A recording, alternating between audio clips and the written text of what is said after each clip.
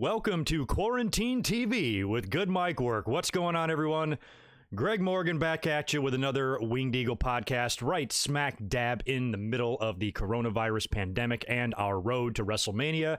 And the wrestling business right now looks extremely strange, weird, different, and looking like something we've never seen before.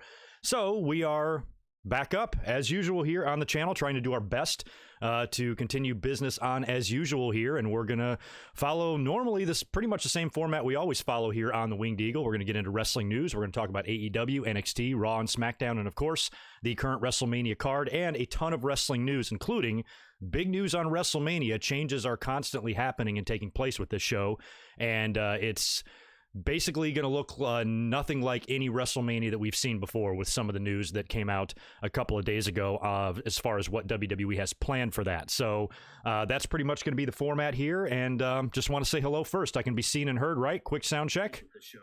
All right, we're looking good. Thank you, COVID-19, who has decided, the virus was very kind to donate a super chat right off the bat here for $2. What you gonna do when coronavirus runs wild on you? Well, hopefully we're gonna kick its ass and win the match. You know what I'm saying? So anyway, first and foremost, how y'all doing? This is very crazy times right now, not only in the country, but in the entire world. So no matter where you are on the globe listening to this, you're dealing with the same thing that I am, and we all are dealing with. So we're really all kind of in the same boat here, regardless of your geographic location and everything. And it's gnarly because, you know, we're basically on a global wide lockdown almost. Well, at least, you know, we're not quite there yet. California has pretty much gone on lockdown. They do not want people leaving their house except for essential services, groceries and pharmacies and doctors and things like that. You can exercise, you can go outside, but they don't want you gathering anywhere. The grocery store, at least the one by my house, this is not county-wide or statewide yet, I don't think, but over here by my house, they are now limiting the amount of people in the grocery store at a time. So there's like a line out the door now, excuse me. Very like apocalyptic type of feel when you see things like that, and you're like, holy shit, I gotta wait in line to buy bread. You know, that's what they had to do during the Great Depression and stuff. So it's really scary, and there's not a human being on this planet that's not affected in some way by this. So whatever the situation is with all of you, I hope everything is okay with your families. I hope everything is okay with your lives. I hope everything is okay with your jobs. There are many people, including myself, that had to file for unemployment. I've never been on unemployment in my life, and I had to file it last week because I'm in the restaurant business. We have shut down indefinitely, and we have no idea when we're going to be up and running again. So, you know, I'm in luck. I'm probably not in any danger of any layoffs or things like that, which is another huge problem that we're dealing with everywhere. Companies and businesses who are closing down for an extended period of time might not be able to reopen, and a lot of people are being laid off of their jobs so the businesses can save on the labor and things like that. So looks like that's not going to be an immediate concern for me yet, but you know, if this thing drags on 4 months, I don't know, you know, but I'm assuming I will be back to work, and I'm assuming my life, provided everything gets you know, is curbed here and starts going in the right direction, this should be survivable, you know, but I think there's so much unknown, and there's so many unanswered questions, and there's so much that we don't know, and we have no idea how this thing is going to progress. It could get better, it could get worse, and I think it's going to get worse before it gets better, and I think that's what we're in the middle of right now. Numbers continually going up, and the country doing whatever it can to slow the spread. That's pretty much the only thing you can do, and it seems to be the entire goal of every state in the country right now, is to at least slow the spread until we can get testing, until we can get medicine and things like that. But the ripple effect this has throughout all types of businesses and industries, and you know, even in the medical field, you know, you got doctors and stuff getting sick, so then who's going to take care of the patient? So this is a really crippling virus. It's something that I'm really surprised that I've seen in my lifetime. This is kind of a, you know, once every few hundred years type of thing, you would think, you know, something to this magnitude, and we're all living through it right now. So whatever your situation is, I just hope it's going well for you. Excuse me, I swear I don't have, that's not a coronavirus cough, that's a cough courtesy of the green gimmick. But whatever's going on in all of your lives right now, I wish you the best. I hope that you're managing. I hope that you're dealing with it, and this isolation and the self-quarantining and the social distancing that we're all dealing with right now. Hopefully you're holding up mentally, because that's another thing I really worry about. I don't have any you know, depression issues, or I've never really had anxiety or any sort of mental health issues at all, but this has made me a little nervous. So I can only imagine, and I really feel for the people that struggle with anxiety and struggle with any sort of like mental illness. So if you are one of those people, just know that we're always here. This channel is here. My Twitter page is here. You can always talk to us and be a part of the community. And at least we are dealing with something like this in the technological age. If this was the 1970s right now, we'd be sitting around with candles, playing board games and reading books. So from a social aspect, even though you don't have that one-on-one human contact, at least you know you can still interact with people online through different forms of social media. And if you're a wrestling fan, we all have each other. I'm happy that wrestling fans we have this little group, that nobody else really has. I mean, I suppose there's other forms of entertainment that all have their little fan bases and stuff, but I think with wrestling, it's really helpful. And those of you who follow me on social media, by the way, go shoot me a follow at GoodMicWork on Twitter. I'm really close to 5,000 followers. I would love to get there. But those of you who do follow me on social media, you notice that I'm posting a lot because I got nothing else to do. So, we've been talking a lot about wrestling and we've been able to discuss and just kind of distract ourselves a little bit. So just want everybody to know who is maybe a little bit freaked out right now that you always have this community and we're always here. And this channel is a nice, I don't want to say safe space, but I want to say it's a nice space. You're not going to find any assholishness or douchebaggery or anything like that. You're not going to find any anger or yelling or cursing or, anything like that over here. This is going to be good, chill hangout, a place you can come, sit, kick back and relax, chat some wrestling, and make the best of our situation. So, like I said, best wishes to all of you out there. I hope you're all doing well, and you're in my thoughts a lot. And thank you to all of the well wishes coming my way as well. A lot of you guys have, really shown support, whether it be donations on the channel here, which I'll answer here in just a second, or, just with verbal support, direct messages that I've been getting on Twitter. Hey, hope you're okay. Hope everything will be okay with your job. Do you need anything? Things like that. I cannot tell you how appreciative I am of all of that. But, as far as me personally goes, even though I'm not in a great situation, I have it better than most. And this is something that I can ride out based on the fact that, I do get unemployment and the government will probably be helping us out a little bit. I've got YouTube to fall back on as my second job, and my job will likely resume provided the coronavirus gets, figured out in the next, 8 weeks, 2 months, 3 months, whatever. I should be able to resume life as usual, and not everybody can say that. So thank you for all of your concern. Thank you for all of your support. But I can assure you, I'm likely going to be fine. And I just appreciate everybody kind of just, banding together and dealing with this, the best we can. So awesome, guys. Appreciate everything. We are going to get into the wrestling news first. I just want to mention a couple of things. Not a huge amount of news right now other than the WrestleMania news. And then we're going to open up with AEW because I want to talk about AEW first. They ran the Empty Arena show on Wednesday night that I thought was fantastic. And then we will go into WWE as far as NXT, Raw, and SmackDown and preview what we have so far for WrestleMania. But before we get into the wrestling news, I just want to cruise up here because I have seen some super chats rolling in. I want to knock out some of these right away. Mr. E 1976, thank you, man, for the $10. I appreciate it. Here's to the tip jar. Thanks for all you do. Stay safe and positive. That's the only thing we can really do, right? It doesn't make any sense to be unsafe and negative. It only makes sense to be safe and positive. So thank you, Mr. E. Appreciate the very generous super chat there. Jordan Karg, awesome Patreon supporter as well. Thank you for $5, dude. Not only did my job lay me off, they shut down permanently.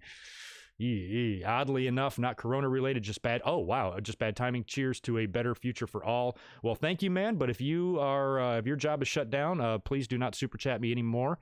Take care of yourself first and foremost. And thanks again, Jordan. Michael Cuomo, thank you, man. Thanks for the $5. For some reason, for someone who deals with and dealt with depression and anxiety my whole life, I don't wish that on anyone, maybe most. It can hold you back in life. I can imagine, and I can also imagine that this situation is not helping whatsoever. So, Michael, best of luck to you. It's always good to see you in here. I know you hang out with us a lot, so you've always got us. Don't worry about it. We've got your back always. Speaking of the awesome Patreon supporters, Jordan and Michael are both supporters on the Patreon page. I want to shout out Barry MK400 and Blake Moran, Brandon Collier. I'm working on your video this week. Claudio Clavedetcher, Dominion Elwell Sr., Daniel Rodriguez, Devlin Husband, who I'm sure we will also see in the chat here, my homie from the Jericho Cruise, Jimmy Anderson, Jordan Karg, just mentioned you, John Redifer, John Riffle, Josiah Blevins, K-Dogs Kennel, Keith Hammonds, welcome back. Keith Salyers, Michael, like I said, you just super chatted as well. Mr. Steve, Nathan Walker, Nick Musser, also a new Patreon supporter this week. Reese Jones, Ryan Y, Steve, and the Double Z TV. So I've seen an increase, even though we only have a couple of dozen supporters on Patreon because I suck keeping track of the Patreon page. It's good to see new supporters rolling in this week. Very awesome. You guys are the absolute best. I appreciate all you do. Let me see. All right, we're good to go here. What's our audience looking like? All right, 125 or so folks in here so far. Really good numbers on the channel in the past couple of weeks. Really good audience numbers, really good views, all that stuff. Subscribers are creeping up, and we should be able to hit 30,000 here in just a matter of weeks. And as also, if you could do me a favor, smash that thumbs up. Let's get up to at least 100 likes here before I really get deep into the discussions here. But I want to start off with the wrestling news first. WrestleMania is an ever-changing scenario here. There was talk when this coronavirus started breaking at first. It became clear to all of us that there was no way WrestleMania was going to be able to go on as planned. So we started speculating, what are they going to do? Are they going to postpone it outright? Are they going to move it? A lot of people were obsessed with Vince McMahon's greed and thought it was all about that and completely missing and overlooking the real big picture here. And we've seen a couple of changes with WrestleMania. The first one came a couple of weeks ago or last week when they decided that WrestleMania will no longer be in Tampa and it will be now held from the Performance Center, which immediately made us go, what? How can that be? We've already seen one empty arena show, up to that point, and it was not that great. I mean, it was fun. Triple H had a good time and everything, and it was somewhat entertaining. But to envision the biggest show of the year being from that venue and being in that environment, it's impossible for me to even imagine a Randy Orton and Edge last man standing match or a Brock Lesnar and Drew McIntyre from the Performance Center. What the F? But that's what they're doing. So that was the first announcement. Now, later on this week, I think it was like midweek, maybe around Wednesday. I forget when this news officially broke, but it was now updated that WrestleMania will be a 2-day event. So instead of April 5th, it's going to be April 4th and 5th, much like Wrestle Kingdom. And in addition to that, them spreading out, the event across 2 days, it looks like they're taping either most of this or all of this. And that is really weird. Can you imagine a taped WrestleMania? But if WWE is hell-bent on getting this show done, then that really is probably the best way to do it, because one of my things, and one of the, I did a video on this past week as well, on the whole Madison Square Garden rumor, because a lot of people were saying, look, WWE can say WrestleMania is going to be from the Performance Center all they want. Orlando can still shut that down. There is this, kind of nationwide mandate of no more than, 50 people in a gathering. And I don't care if you're doing WrestleMania at the Performance Center or not. It's going to take a hell of a lot more than 50 people to run that show if you're including the talent, the production staff, and all that stuff. So there is no way you'd have less than 50 people producing a WrestleMania. It's going to be a minimum of 300 people. So, how is that going to work? So a lot of people were speculating that this is WWE going through the formal process here and formally making announcements about moving WrestleMania in order to satisfy the agreement with their insurance that they have to make every effort possible to relocate the show. And then if it gets shut down, then they can collect on the insurance that they have for the event. And that was kind of the word on the streets, kind of behind the scenes, that WWE there's no guarantees that WrestleMania will run from the Performance Center. And now maybe WWE realizes that as well, which is why they're going to try to tape as much as they can. So apparently this week is going to be a huge week. We've got Raw, we've got SmackDown, and according to PW Insider, WrestleMania is supposed to be taped on March 25th and March 26th, and I believe that's Wednesday and Thursday. So I don't know if they're going to tape. They'll do Raw on Monday, obviously. Are they going to maybe tape SmackDown Tuesday and then do the WrestleMania tapings Wednesday and Thursday, and then SmackDown will just air taped on Friday on Fox, I guess. And then we still have a week after that to get through of shows. So it looks like they're going to try to stay a week ahead here. But if they are, it's just confusing, because if they're going to tape WrestleMania Wednesday and Thursday, what are they going to do for the go-home shows? Are those also taped, or are they going to do those live after WrestleMania has already been taped? That's going to be weird to see wrestlers hyping up a match that they've already wrestled in, So it's a strange situation. Don't know if these details are set in stone yet, or if they are going to continue to change. I got to be honest, I was kind of holding out hope that WrestleMania would get postponed. I was hoping that them moving it to the Performance Center, would not matter.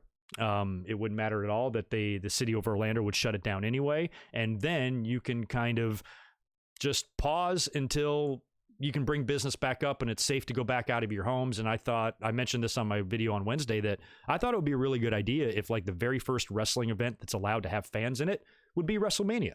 What a way to welcome everyone back to the world. What a way to say we're back, bitches, with just a big celebration. It would have a very SmackDown after 9/11 feel to it, the way we all came together after that, and Vince was in the ring with the promo, and, all the roster was out on the ramp, and The Rock and the whole deal, Lillian crying, singing the national anthem, all that shit. It would be a nice moment just for everybody to say, all right, we won, we beat this thing, we're back, let's resume our regular lives. I think that would be really great. And I understand that Tampa is still, would still be tough to pull that off, because even if you did that, people from overseas and everybody that had tickets probably wouldn't even be able to come, but potentially moving it to a different location like Madison Square Garden at the birthplace of WrestleMania, which would be fitting. You go back to your bosom, back to the womb, so to speak, where you were born, for comfort. And running WrestleMania from MSG, I thought was a really good idea and possibility, even though there was no guarantee on that either. You can't make a date for that. And the date that was being tossed around was June 7th. There's no guarantee that anything's going to be ready by then. By the looks of things outside, I don't think we're going to be ready to rock to do anything at June 7th. And maybe WWE knows that too. And that went into their decision here to try to just basically get through Mania. And I hate to have a WrestleMania that we want to get through. WrestleMania should be a celebration of wrestling. This is our favorite time of year. And wrestling fans got it worse. NFL got lucky. They got to have their Super Bowl. They got their Super Bowl in. Imagine if this was Super Bowl time right now and that would have to be canceled, and how many disappointed people would be there. So in terms of wrestling fans, this could not have happened at a worse time of year. There's some other times of the year that suck, like December, and sometimes October's not very good because we have Hell in the Cell, and sometimes even like July. There's some dead months throughout the year sprinkled through that we have pay-per-views that we don't care about, and shows that we don't care about, and angles we don't care about. So if this was happening at any other time of year, maybe in terms of a wrestling, from wrestling entertainment terms, it'd be something we could at least bear. But with it being right here smack dab in the middle of WrestleMania, it's just it sucks, man. It just sucks so bad, and there's nothing good at all about this. WrestleMania will definitely be interesting, and I'm hoping it's going to look different. Now, I'm going to really praise the hell out of AEW in a little bit, because I thought they just did a wonderful job with their empty arena show. It looked better because they were in a bigger building. The Performance Center is pretty small. It's got a low ceiling. There's only so much you can do, where AEW, I believe they were at Daly's place, and it's just a much bigger and more wide open kind of look and atmosphere. So when they did the empty arena show, they were able to kind of back up the hard cam a little bit. I loved the angle, facing the rampway. That's awesome. Very kind of New Japan like. And also they had put wrestlers in the front row that it's only a few, but it helped. We talked about this when WWE ran their first empty arena show. Somebody said, should they put wrestlers in the chairs? And I think I rejected it. I was like, no, that would be dumb. But after seeing AEW do it, it worked. I mean, it wasn't a ton of noise, but the couple dozen people they had there, or the dozen or so that they had there sitting around the ring, were making so much noise and were so amped. It was a lot better than just total dead silence. Total dead silence does not work. And so I hope that WWE was taking some notes there. And apparently, in addition to WrestleMania now being a 2-day event and being taped, apparently they are going to be taping it at different locations. Now, I don't know where that's going to be. I thought Full Sail was shut down, but maybe they've gotten permission to go in there. Full Sail might be a little bit better. So WWE, I'm hoping, because of this, in light of this news, that they know that the atmosphere and the environment we've been seeing the past couple of weeks on Raw and SmackDown is not going to work for WrestleMania. It's going to suck if it's like that. So they've got to do something different. They've got to change up the vibe, the atmosphere. I even suggested maybe, doing a big tarp or a big LED screen around the Performance Center instead of the chairs, and you could, put a digital crowd in there or something, or you can even make some crowd noise and pump it in, even though it would be inauthentic. So whatever WWE does, I hope that they understand, and I think they do, that WrestleMania like that, like the last 2 weeks of Raw and SmackDown, is going to look like shit, and they better do something to make it at least watchable. And I even said this too, as far as the wrestlers go, when you're wrestling out there in front of nobody, when you have 80,000 people screaming and shit, your adrenaline is pumping. You're feeling no pain. I don't want to think about Edge and Orton taking table bumps on the concrete floor in dead silence. That's going to hurt like a motherfucker. So I hope that it's, easy for the wrestlers to tape this and it's not going to be too hard on them. And thank you to all the men and women across all 4 brands here, AEW, NXT, and Raw and SmackDown and everything, WWE and AEW. Props to the men and women for going out there and doing a pretty good job here. I mean, they're doing what they have to do, and they're putting themselves at risk for our entertainment. So regardless of what your little petty feelings are about any of these companies and what you like and dislike, none of that matters. You should be thankful and grateful that they're willing to do this and that they are doing this. And I know as a wrestling fan, I appreciate it. So what do you guys think as far as like WrestleMania? What do you think they're going to do? The rumor of it being from separate locations, do you think it will be Full Sail, or are they going to venture out, in the city of Tampa, or probably Orlando, I should say, and maybe find a slightly bigger arena, convention center, or whatever, and run the show there? Because like I said, I think one of the big reasons AEW's show looked so much better is because they had more space. They just had a bigger area. And I know that sounds weird if there's no people there. Why do we need a big area? But it felt too claustrophobic on Raw and SmackDown. I just, that low ceiling and just how small the place looked, the PC, I just don't think is the right spot, and I think if they were to find a place a little bit bigger like AEW had, you change up maybe some camera angles, you do some fun lighting, and maybe you put a few people, friends and family, in the audience and give them a whole lot of espresso shots and 5-hour energies and make sure they're amped and jacked to make some noise out there. Better than nothing, I suppose. Better than nothing. I mean, that's another big debate. Would you rather have WrestleMania go on as it is, or would you rather not do it at all? I would rather have some wrestling than no wrestling at all. But in terms of WrestleMania, I almost kind of wish it was just, postponed and we did it another time. But in these uncertain times, there's not one wrestling fan, there's not one YouTuber, there's not one Twitter user that can go online and insist that WWE do things a certain way. To be one of those, like, I'm the center of the universe, in my opinion, is the only one that matters, douchebags, is very counterproductive, and it makes no sense, and there's no right or wrong answers here, because this is our first pandemic. You can't go say, oh, what did WWE do during the last pandemic? You can't, because it's never happened before. So you can want things, and you can maybe say, oh, I wish WWE wouldn't have done that. I kind of hope they did this instead. But to be some sort of asshole about it and scream and yell and, and say that they're idiots for doing something, shut the fuck up, sit on your ass. You're not the one working there. You are sitting on your ass. So you cannot pass judgment on anybody. And I don't think it's good for anybody in these times right now, as far as wrestling fans go, to be that way. We need to be positive, not negative. Negative's not going to solve anything, but positivity just might. So WrestleMania will be interesting, and hell, I'll be here both nights. We'll do a post-show review. Maybe I'll do a reaction. Not sure yet. I got to kind of think about what I even want to do for WrestleMania. I'm also thinking I haven't really put together my April Fool's video yet, and I might even scrap that. It's kind of I'm not in the mood, kind of thing. But that reminds me, I got to talk about a video tomorrow too. But I got to kind of refigure out what I want to do for WrestleMania. Before this all happened, I kind of had an idea, and I'll get some news out to you by the time we get to the next Winged Eagle as far as what you can expect WrestleMania weekend. And I know one of those days will be a Saturday, and there will be no Winged Eagle.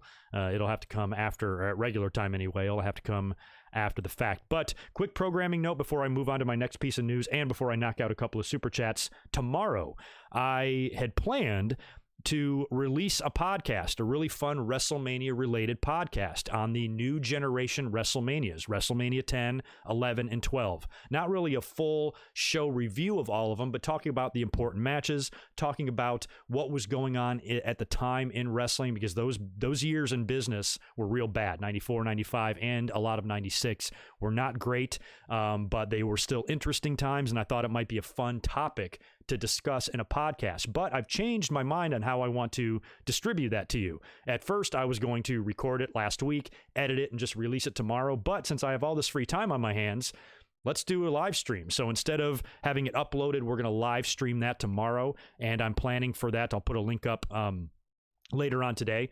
And that should be... that's going to be planned for 5 p.m. on the West Coast, 8 p.m. on the East Coast. So it'll be a prime time, kind of a Sunday night discussion. We'll come up here tomorrow. I'll crack open a beer and we will talk about the WrestleManias during the years of 94, 95, and 96, and how much was going on and how much swapping of talent between the two companies was happening. And I thought there was kind of like a lot of meat on that bone for us to talk about that topic. So if you have any interest in those crappy years in WWE and the new generation years, the Bret Harts, the Diesels, the Shawn Michaels, guys like that, join me tomorrow night. We'll have a nice, fun discussion about it. We'll kick back and we'll try to forget all about this coronavirus. I got a couple other pieces of news here to mention, but let me bust out a couple more super chats that are rolling in.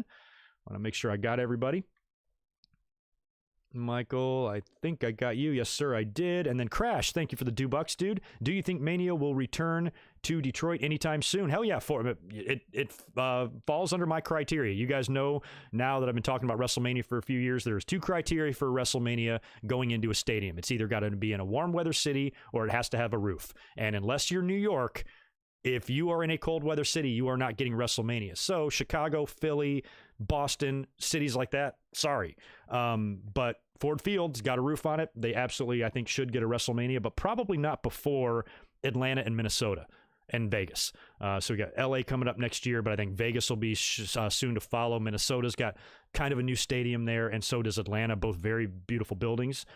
So I think maybe they will come before Detroit. But yeah, Ford Field for sure should get another WrestleMania. They've had a couple of pretty memorable ones there, and one of them I was at. Let's see who's next here. I know I got another one. Get my mouse working. Oh, sorry, I'm screwing up. Nick Musser, thank you, brother. Just shouted you out on the Patreon shout-outs as well. Thank you for the $5, dude. Based on Kobe death, now Virus, Edge should win Superstar of the Year. Yeah, we talked about that. I mean, poor Edge had to come back on the day that Kobe died, and now his return match after 9 years off is being interrupted and really fucked with because of the coronavirus. So I kind of feel for Edge. And word was last Monday he had to drive from Asheville all the way down, like 17-hour drive down to Orlando to make that show because he couldn't get a flight out or something. So, you know, Edge after being used to being this kind of a stay-at-home dad and being a little outdoorsy and, you know, basically just being retired, now all of a sudden is right back to those 17-hour road trips that you would experience when you're an indie worker. So props to Edge for even making that trip. He might be rethinking his comeback now too, based on the way everything's going. But yeah, he's one of the people that I in particular feel for, just because of what he's dealing with. Jordan Smith, thank you, man. $5 more coming in. I appreciate that. With WrestleMania having no audience and being taped, does this change some of your predictions for who wins certain WrestleMania matches? Yeah, it probably will. I haven't had too many predictions yet in my head, other than I really wanted Drew to beat Brock, but hell, maybe not now. Roman, I think you got to get that belt off of Goldberg, man. I don't want to go into some long-term pandemic where everything is frozen and Goldberg is your champion. So now I think Roman Reigns is almost an absolute definite to win the title.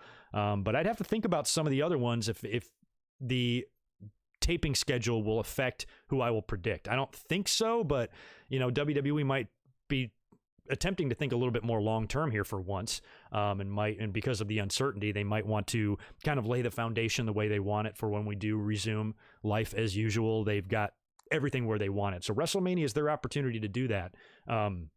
It just depends on, you know, what was in their head to begin with. I really don't know. But we'll get into, do I got to block this guy who's making noise in here? But we got a ways before we get to the predictions video. I haven't really thought too much about some of the card anyway, because of all this stuff going on. But yeah, we'll be up here to do a predictions video for sure. All right, I think I nailed all of the super chats. There's something else I want to talk about here as well. We heard about the Vice channel coming out with all of their new Dark Side of the Ring documentaries. I think they become available on like March 24th. We've got Chris Benoit. We've got Owen Hart. I even saw a trailer with Martha interview, just fucking crazy there. The Life of New Jack, Dino Bravo, the Road Warriors, and a couple of others. All excellent topics this year. And the first one that they are going to release is the Chris Benoit doc. Well, this got released yesterday on YouTube, part 1. It's 45 minutes long on Vice's YouTube channel. So when I realized that after SmackDown that it was up, shout out to Kevin Castle, who I saw him tweeted that he had just watched it. I'm like, oh God, I have to take a look at that. So as soon as SmackDown went off the air, I knew it wasn't going to be pretty, and I knew it was going to be rough. And so I'm like, all right, let's do it. And because it's a really, it's not like a WWE documentary. It's not twisting things in their direction. This is going to be real, and this is going to be no joke. And it's ironic too, because just 2 days ago, I watched the Chris Benoit WWE DVD. I tweeted that as well. 2 nights in a row, back to back, I watched Benoit, then I watched Brian Pillman. Just to keep in that theme of depressing documentaries. But to go back and watch that one from like 2004, the WWE released on Chris Benoit, that was a long time ago, but just to see, kind of his life story again and kind of relive all of his moments, it just makes you, just eats away at you inside that happened. And you cannot, we as wrestling fans can no longer appreciate his matches and his work and his moment at WrestleMania 20 and all that stuff that was just ripped away from us because of this horrible, murderous act that he committed. It almost was just kind of depressing to see like how great he was, how much I loved him. I thought Benoit was the man. I was a smarky asshole. I used to love to run around and tell people that Chris Benoit was my favorite wrestler. He's the best in the world and shit like that. And he really, in ring wise, he was. There was not too many people that would argue with that. If you're not talking about star power like Hogan's and Rock's and Austin's, you're talking about just pure in-ring work. Name me something better. Name me someone better. Sean and a couple others maybe. But Benoit was a tough bastard and believable, and everything he did was just amazing in the ring. And such a shame, what happened. Well, the documentary yesterday, oh man, that was every bit as bad as I thought it would be, as far as like what it would probably do to me emotionally. That scar is never going to fucking heal. I mean, it's still the darkest day in wrestling to this day. I'm no more over it now than I was back in 2007. I know back in 2017 on my channel, I released a 10-year, I don't want to say anniversary, but it was the 10-year anniversary of the murder-suicide, and I did that like 3 years ago, and that was hard enough to get through, So watching this documentary was pretty crazy because they had all of the right people interviewed for this. Like everybody that they should have interviewed or that I would want to see interviewed pretty much was, Nancy's sister, Chavo, Jericho, Jim Ross, Dean Malenko, a lot of people that were around Chris at that time. Vicky Guerrero had a lot to say about it, and they really chronicled a lot. One thing I noticed right away that I really commend the documentary for, and it's something WWE has never really done, is they really did an excellent job of documenting women's career, Nancy's career in wrestling, because I remember her long before she ever hooked up with Chris Benoit. And, she was a hot ass valet. She came into Kevin Sullivan as that, that dark kind of gimmick, and then, found her way into the NWA, into WCW. Next thing you know, she's escorting Ric Flair to the ring, and she had a really prominent role in the company. And woman was, at that time in wrestling, there weren't a lot of women in wrestling, but she was one of the hottest ones. I mean, it was Elizabeth, and it was Sherry, and it was woman.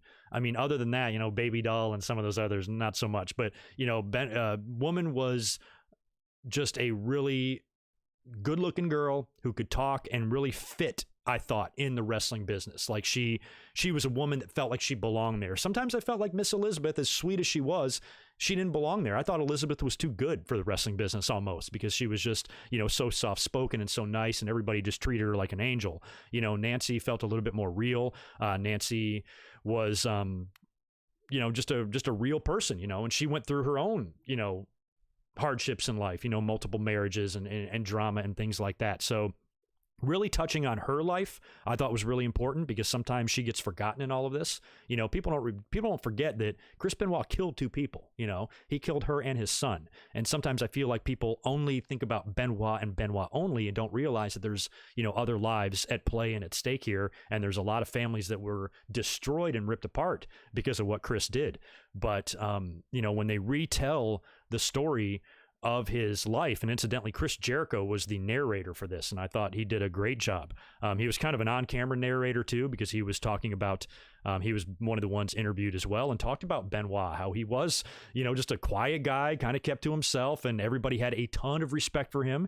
He was a great friend to so many, and you always hear that cliche about, oh, you never saw it coming, and it's the quiet ones you got to watch and shit like that. Benoit was really one of the last people that you would ever expect something like this. I mean, you really shouldn't expect this from anybody, but Benoit, I think, was even more of a shock just because of how beloved he was and how much love he had for other people. And I think one of my biggest takeaways from the part 1 of the documentary, and I can't wait till part 2 comes out. I mean, I can wait, but one of the the things that really stuck with me about this, and I talked about it the night before when my girlfriend and I were watching the Benoit documentary, and I said, I was like, Eddie's death was the worst thing that ever happened to him. And I even said, I'm like, I'm glad that Eddie was dead. I don't want to say I'm glad Eddie's dead, but I'm glad Eddie wasn't alive to see what Benoit did. But part of me thinks, had Eddie not died, Benoit might not have gotten to that point. That was a really heartbreaking thing for him, and they really illustrated that well, I think, in the documentary, almost to a disturbing degree. Because, and one thing that Jericho said that resonated with me and stuck with me and really almost made me angry was when Eddie died, and Chavo retelling that story too was, oh my God. But Chavo retelling that story of like finding Eddie on the bathroom floor and dying in his arms and all that. And then you see what Chris went through and what Jericho talked about Eddie's funeral. And he said they were all there and Chris was a mess. They were finding Chris in like back rooms just crying and sobbing. He was in Eddie's house, because Vicky and Nancy were friends and they came together. And, when all this happened, they were all kind of like intermingled a lot. And Jericho, he was like, Benoit was as destroyed about this as Eddie's immediate family. And he has to see Benoit at the funeral. And he gave him this really like tight, like desperation type of hug to Jericho. And all the WWE guys had funeral early to hop on a plane and go to Europe for a European tour. Benoit was not in any mental capacity to be able to handle something like that. And he didn't ask for time off. They didn't give him time off. He didn't handle and cope with Eddie's death the way he should have, and he stayed on the road and he stayed active. And when you combine that with everything going on with his brain and the CTE and the chair shots and the paranoia and how his demeanor was changing, he was becoming more depressed, more quiet. And I think I think Benoit still had some severe mental issues, obviously, especially after the testing was done with his brain, which they are going to chronicle in part 2. They didn't get to this in part 1, but they'll get to it in part 2. When they talked about his brain activity and how fucked up his brain was, these are probably things he would still have to have dealt with. But part of me wants to believe that had Eddie not died, neither would have Benoit. I mean, I honestly believe that. I'm not sure if he would have gone to that level of insanity. He still may have some problems, and he still might have done some things, and probably not be in a good spot right now. I mean, if his brain was crazy enough to do what he did to Nancy and Daniel, who knows if he was alive today? He'd probably have full-blown dementia or something, and probably wouldn't be much of a person anyway. But at least Nancy and little Daniel would still be with us. So. Some of the things that Jericho said about that, I'm like, yeah, Benoit did not handle this well, and WWE was not aware that he probably should be taking some time off. Somebody else that I feel for a lot is David, Benoit's son David, who looks exactly like him. And we've seen him. We recently saw him on an interview with Chris Van Vliet as well, where he's really open about all of this. And he still celebrates his dad's career, and I can understand that. He wants to be a wrestler. I don't know how that's going for him these days, but, I just think what he had to go through and to hear him talk about this, and he talked about Nancy being, he's like, there was no steps in our relationship. There was no stepmom, she was my mom, and they showed pictures of the two of them. They seemed like a really loving family when things were going right. And which makes it even crazier because every picture you see is just Benoit showing so much love to little Daniel, and how he somehow suffocated this kid is just mind-blowing how it all worked out like that. So, you feel for David, who's got to just go his whole life now carrying this with him, and how unfair it is for him that he even has to do this, kind of like the sole surviving member of that. What would have happened to him if he was in that house that night, So just what he has to live with, and he's a young kid. He's got a lot of years left in his life, and he's going to have to live another 70 years, 60 years, carrying this with him. And that's something I wouldn't wish on anybody. So if you choose to watch the Chris Benoit documentary, part 1 is available right now on YouTube. Proceed at your own risk. Also, we had Matt Hardy was a guest on Chris Jericho's Talk is Jericho podcast. I did not hear this, but you guys were telling me all about it. You got to listen to this, and I caught a couple of clips and transcripts. So unfortunately, I don't have a full review for you here, but I am aware that the podcast took place, and I am really interested in listening to it. And Matt Hardy, I do believe, talked about his decision to leave WWE and how they were really trying to get him to sign right up until the end. And he pretty much echoed what we already knew. We knew this was all creative. Matt has nothing against WWE. That's his home. He'll be back there to go into the Hall of Fame one day. No bridge has been burned. It's just business. And Matt Hardy, where he is in his career, I'm surprised he's even wrestling into his 40s like this as it is. And the fact that he still thinks he has 2 or 3 years left and he wants to get as most out of those years creatively that he can, AEW is the only place for him. WWE would not have done anything. He talked about this in the podcast, apparently. He talked about WWE just basically signing everybody to sign him. They've cornered the market on professional wrestling and trying to create this monopoly by just going out and signing people purely to stop them from signing somewhere else. And when you do that, that's when you have these situations where you have great talent eating steak and catering every week on Raw and SmackDown because you have nothing for them. There's too many wrestlers there. So Matt Hardy's not stupid, and he knew that if he stuck around there, he would be lost. He would have no creative freedom or enjoyment whatsoever. WWE is a business, and I think it just really strips you of your individuality, and it strips you of your passion of the business for a lot of guys because of just the way the system is there. And Matt Hardy got out, came to AEW, and he's kind of reborn there. And we'll talk about his debut here in just 1 minute. And it was a pretty good debut on Dynamite with Vanguard 1 showing up and all that stuff. So, yeah. Let me see. Let me answer a couple more Super Chats before I tell you my Braun Strowman story. And then we will get into AEW and Raw and SmackDown. Also, can you do me a favor and smash that thumbs up button? We got 300 people in here, but only 56 likes. We can do better than that. Come on, y'all. Hook a brother up. Where are we at?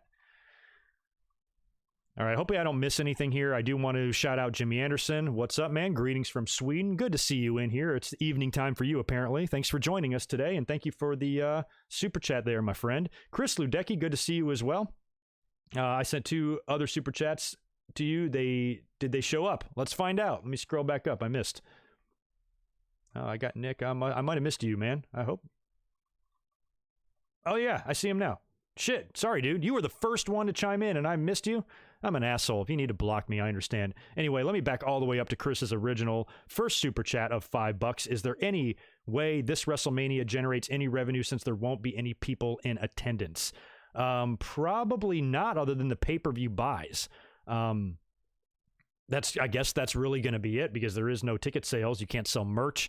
There's a lot of revenue not coming in. The access, all that stuff is all canceled. So I don't know. I think it's going to be mostly a total loss here. Man. Oh, Catherine, what's up, girl? Glad to see you in here. Moderator, along with How Easy, to help out to manage things in here. You're losing your fucking mind and you're only 3 days into it. Yeah, I know. Tell me about it. Quarantine TV. And there's your other one, Chris. Thank you there for the $2, dude. I appreciate it. I think it's statewide. I had to wait in line too. Okay, you're talking about the grocery store comment I made earlier on. Yeah, that's and I'm going to have to go over there and do that. I mean, I've got some food now, but eventually I'm going to need a few things. So I'm going to have to go and wait in line. It's going to be weird. Yes, I have seen, Ryan, I've seen the WrestleMania shirt. That's some revenue that they're going to be generating there because it's hilarious. I mean, props to WWE for at least making light of the situation. Did you see that last night? They released the WrestleMania 36 shirt, and it says, I wasn't there, instead of I was there. So very cool. At least they got a sense of humor about it. That's really all you can do. What point is there to, be depressed? That doesn't solve anything. So they're pretty much echoing what I'm doing. So yeah, funny shirt. Don't know if I'll buy it. I won't, but I still think it's cool. And they should sell a pretty good amount of those because everybody was marking out for that on Twitter. When I was watching SmackDown last night, everybody was like, holy shit, look at this shirt. It's great. It's great. Every single podcaster and YouTuber and colleague of mine all thought the shirt was great. So props to WWE for keeping the, lightening the mood a little bit, so to speak. Let's talk about Braun Strowman. I got to pull up my Twitter account here because, I want to mention him briefly because did you guys see what he posted on Instagram? Now, I think this was a response from Evil Uno. For some reason, he feels the need to respond to a tweet by Evil Uno talking about how a lot of independent wrestlers right now, we talked about that for the past couple of weeks with the coronavirus. That's why I was scolding all the fans that were so anally retentively fixated on Vince McMahon, not realizing that there's so many other people that stand to lose here, with WrestleMania not taking place. And one of the biggest casualties of that is going to be independent wrestlers, because a lot of them are booked and a lot of them piggyback off of WrestleMania to get bookings. And this is a big time of year for them. And now not only is that not taking place, but no wrestling is taking place, which means none of these independent wrestlers who make their livings going from booking to booking, they have no job now. And that's tough for them. So just to suggest that, hey, support your local indie wrestlers. If you have some favorites out there, go buy a shirt off Pro Wrestling Tees, or, send them a couple of bucks on Patreon, or do whatever you can to help them out if you're able to do it. And Braun Strowman, for some reason, took exception to this. I want to read you his Instagram post here because it's so fucked up.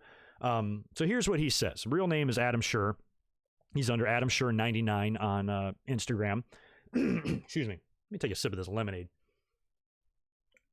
Excuse me, clear my throat. So anyway, here's what he has to say about people who need help. Here we go with more of the somebody pay for my bill stuff. If you can't afford to pay your bills, maybe you should change professions. That's why I quit strongman. I loved it, but I couldn't afford to live. So instead of making a GoFundMe or a Patreon page, wanting someone else to take care of me, I went out and worked harder than I ever have in my life to get to where I am. What happened to being accountable for your own actions? Are you fucking kidding me, Braun? Then he goes on to say, he ain't done. Then he goes on to say, and for anyone that goes, that's easy for you to say. You're a WWE superstar. Just FYI, 7 years ago, I moved to Florida with everything I owned in a Kia Soul. Braun fits in a Kia Soul with $150 to my name when I started this.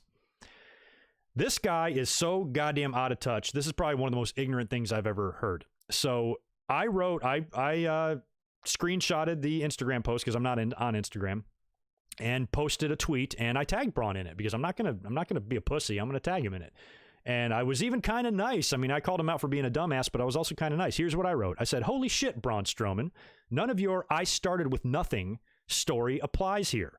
These aren't unemployed losers asking for handouts. They're in this position by no fault of their own. And you being the size of a bison got you a lot farther than your work ethic. Stop being a dumbass. And then immediately after that, I went down just so nobody would misunderstand my statements. And I said, just to be clear, I'm not canceling Braun Strowman or anything like that. I think cancel culture is stupid. I think that we're all allowed a dumb social media post here or there. Lord knows I've had my share. I just think that this complete lack of empathy is the last thing this country needs right now, this world needs right now. And I think if you are well off or you are more fortunate than others, be grateful. Don't be a dick.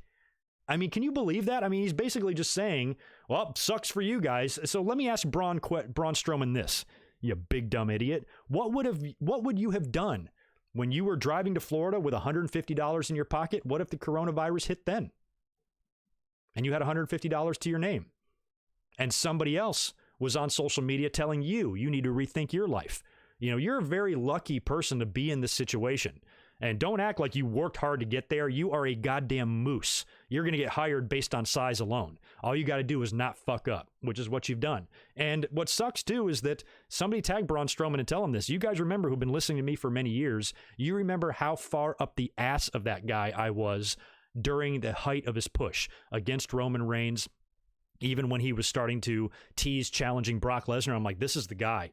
WWE would be a fool to not put this guy over because, Roman's already established, Roman's already made, and now Braun is beating him on a lot of these pay-per-views, 2 or 3 pay-per-views. He had victories over Roman Reigns, the ambulance match, and a couple of others, and he was really, really dominant, and Braun was getting over. The fans liked him, and the WWE ruined him.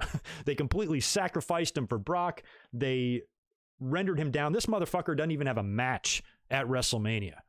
This guy was the Intercontinental Champion just a couple of weeks ago. They took the belt off of him and gave it to Sami Zayn. They don't seem like they give a shit about pushing him at all. He's turned into the Big Show 2.0. He's the guy that works with the celebrities at WrestleMania. And I thought that he was really done wrong in a lot of ways. And I was frustrated with the WWE's use of him because I thought they were being stupid for taking a guy that's got star power and star potential. He's huge. He's believable. He's fun to watch maim people, and for a guy his size, he's not even half bad in the ring. He's better than Sid and Kevin Nash and some guys like that in terms of like mobility and what he can do in there. So I just thought this guy had star written all over him. He was marketable. Everything about him was great, and WWE, for some reason, flushed it all down the toilet. Well, why did they do that? You know, and I've speculated on this in the past as well when it comes to fans getting angry about a wrestler's push. They are only speaking from their perspective, what they see on the TV screen. So if you got one of these crazy ass fucking podcasters screaming at the top of their lungs that WWE is a bunch of fucking morons for not pushing so-and-so, you don't know how those people are behind the scenes. You don't know how the company feels about them behind the scenes. Maybe this type of shit helped Braun's D-push. You know, maybe this contributed to WWE not wanting to give him the keys to the store, because they do see a couple of personality traits that he has that are kind of undesirable. And some people were accusing him of other stuff here. I have no confirmation of this. I saw stuff about him being a bigot and NRA shit, and I don't know if any of that's true. I mean, he's a country boy. You know, I used to live there, and most people from there are stupid. But I don't want to speculate on anything that I don't know about. So whatever Braun has done or said in the past, I don't know. That's beside the point. All I'm looking at is right here and what he said. And I'm not going to be one of those people who say, oh, I never liked him and shit like that. That's another thing you see when somebody gets mad at someone. All of a sudden, oh, I never liked their work. I never really cared for them. I'm like, just stop. You know, like, yes, you did. You don't have to be that way. It's perfectly okay to be disappointed in somebody. You don't have to have all this pride. Say, oh, I never liked him. I knew they were a piece of shit. You know, I loved Braun Strowman. I thought he was great. I thought he had a lot of potential, and I thought WWE were the ones that was stupid for not pushing him, because why would you not just look at the guy? You know, you need somebody to fall in place of the Brock Lesnar's and stuff when they go away. It can't just be Roman Reigns. And I remember back in the day when I was advocating for the push of Braun Strowman, that was my argument. I'm like, what is the sense? You know, when you have the ability to make 2 stars, why would you not do that? You know, and WWE had it right in their lap. They had the ability to turn this guy into a monster. He could have beat Brock Lesnar. He could have beat Brock Lesnar in 10 seconds like Goldberg did, and Brock still would have remained the badass, because Brock is Brock. Brock could have afforded to put this guy over and still be the Brock that he is. And to me, that just seems like it would make business sense. If WWE's number one goal is to make money, why would you not want to put another megastar on your roster and make a guy? And every time it seems like they're on the cusp of doing that, and they did that in 2017 with Samoa Joe and Braun Strowman. They didn't pull the trigger. Now we're here again with Drew McIntyre. Fingers crossed, y'all. But yeah, anyway, so I tweeted that at Braun Strowman. It got a ton of likes and it got a ton of feedback, of course. And then last night, before I decided to hit the sack, I noticed that Braun Strowman blocked me on Twitter. So he did see it, and I had to expect that, right? You know, it's pretty obvious that he was going to block me if I'm going to say something like that, especially if I'm calling him a dumbass. But I was trying to say, you know, just be better than that. You know, if Braun Strowman, all he would have to do, and as far as I'm concerned, maybe not with everybody, but I'm a very forgivable person. And like I said, you know, everybody's allowed to make a stupid social media post, as long as it's not too stupid and it's not like racist or, you know, really mean-spirited or anything like that. I can pretty much forgive anything, especially if Braun Strowman, because I know he's getting a ton of shit. It ain't just me. Everybody's ripping him apart. That's why I'm surprised he even saw my tweet. And that's why I thought that when I tagged him in it, because I'm like, you know, I'll tag him because I don't want to be a pussy. And also, he's not going to see it because everybody and their mother is jumping up this guy's ass right now, and he probably won't even notice. Well, he noticed, and I am now blocked. So I add Braun Strowman to the list of JBL, Shawn Michaels, Michael Cole, and now Braun, I think, are the only WWE guys to block me. But all Braun would have really had to do here is go on Instagram or go on Twitter or wherever and say, look, sorry about that post. Maybe that was an insensitive thing to say. Hope you can forgive me. And you know what? I would have. That's all you needed. You know, I think cancel culture is stupid. You know, if you're Bill Cosby or Harvey Weinstein, yes, cancel those motherfuckers to hell, throw them underneath the jail, throw away the key. But when it comes to just an ill-advised opinion, you know, and maybe an immature opinion, you know, Baron Corbin and other people and Seth Rollins have done things like that on social media in the past, and the fans get all uppity about it. You know, I'm like, you know, like you've never said something stupid on Twitter. Come on. We scroll through your tweets. I'm pretty sure we'll find a dumb one or two in there. So I think everybody's allowed to do that as long as they kind of see the error of their ways. And if Braun would have been like, look, sorry, you know, I'm a moron among men. I should not have said that. And, sorry, I hope you guys can forgive me. I would have been the first one to type right there. Yes, I absolutely forgive you, Braun. Just don't do that again. It's really insensitive. And to think of, to dismiss people that much who are really struggling to cope with this virus, and for you to be sitting on a pile of money and be like, oh, sucks to be you. Get another job, asshole. You can't. That's the very definition of just insensitive and mean-spirited. I mean, maybe that's why that guy never was WWE champion. We don't know what goes on behind the scenes. If he's walking around the halls of the WWE being that type of guy, that might rub management the wrong way. Maybe somebody that's, that's influential in, whether someone's pushed or not, he upsets them. You don't know what goes on behind what you see on the screen. So I've always said that about certain wrestlers that, yes, sometimes it seems silly why WWE won't push them, but, maybe there's a reason. I don't understand why WWE has forgotten EC3 exists, but maybe there's a reason for that. Maybe they can sense from his attitude that he doesn't want to be there. Why are they going to put him on TV and push him if he doesn't want to be there and he can't wait to get the fuck out of there and go to AEW, which he might be on his way there already for all we know. So things like that. So I usually give guys the benefit of the doubt. I usually do. So I am no longer friends with Braun Strowman. It's very sad. He blocked me forever. And hopefully I'll stop crying about it one of these days. But anyway, fun Braun Strowman story I wanted to share with you there. Now we will get into AEW. But before I do that, I want to cruise up here. Look at that, 400 people on this chat. That's right on. It's big boy numbers. Make sure I didn't miss any super chats in here. Thanks for a few more likes there, but I could sure use some more. Keep smashing that liker.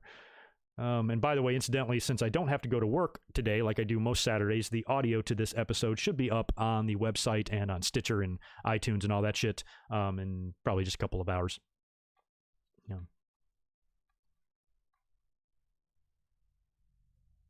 No, Ratnick, I didn't listen. Open up, clean the hair out of your ear. I didn't say NRA is racist. I hate the NRA, but no, I wasn't calling them racist. I was repeating some of the things that people on Twitter were saying. So don't worry about that. Don't get your panties in a bunch.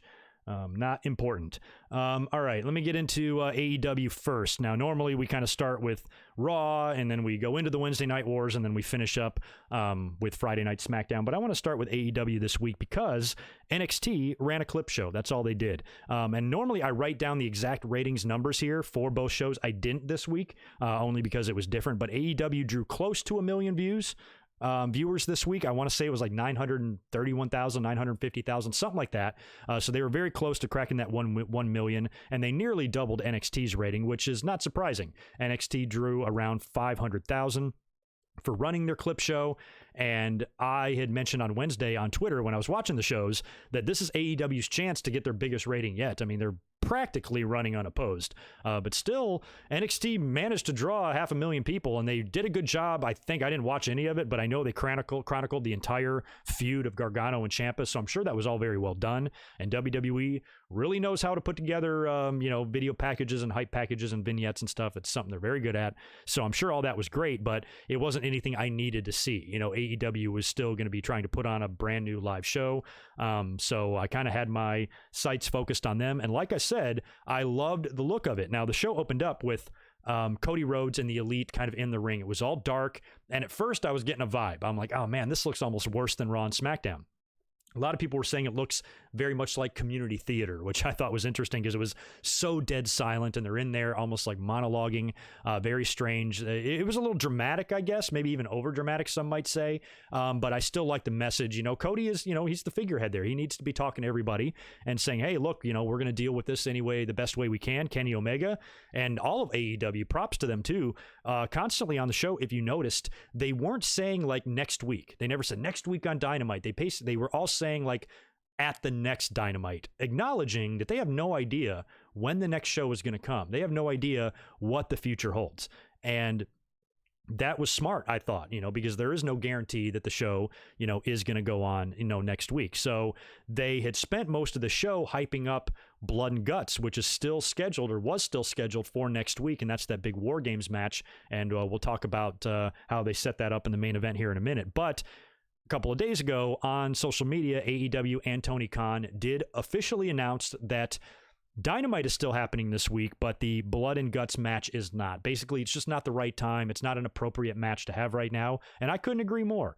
I don't think I need to see 8 guys in there ripping each other's faces off and bleeding all over the place during a coronavirus epidemic like this. So it's probably for the best. Plus, that's a match I would rather see in front of a crowd anyway. So, I'm glad that they kind of made that decision, but that decision was not made at the time of AEW airing. So after the Elite talked to everybody, they were like, all right, let's open it up. Let's rock and roll. The house lights come up. They shoot off the pyro. And immediately I was in love with the look. I'm like, oh, that looks so much better than Raw and SmackDown. Like I said, Raw and SmackDown had this like claustrophobic feel to it, where AEW, because they were in a bigger arena, it really opened it up. And the hard cam, facing the aisleway like that, I've always loved that. WWE never run shows like that unless they were at Madison Square Garden back in the day when you'd have that side entrance.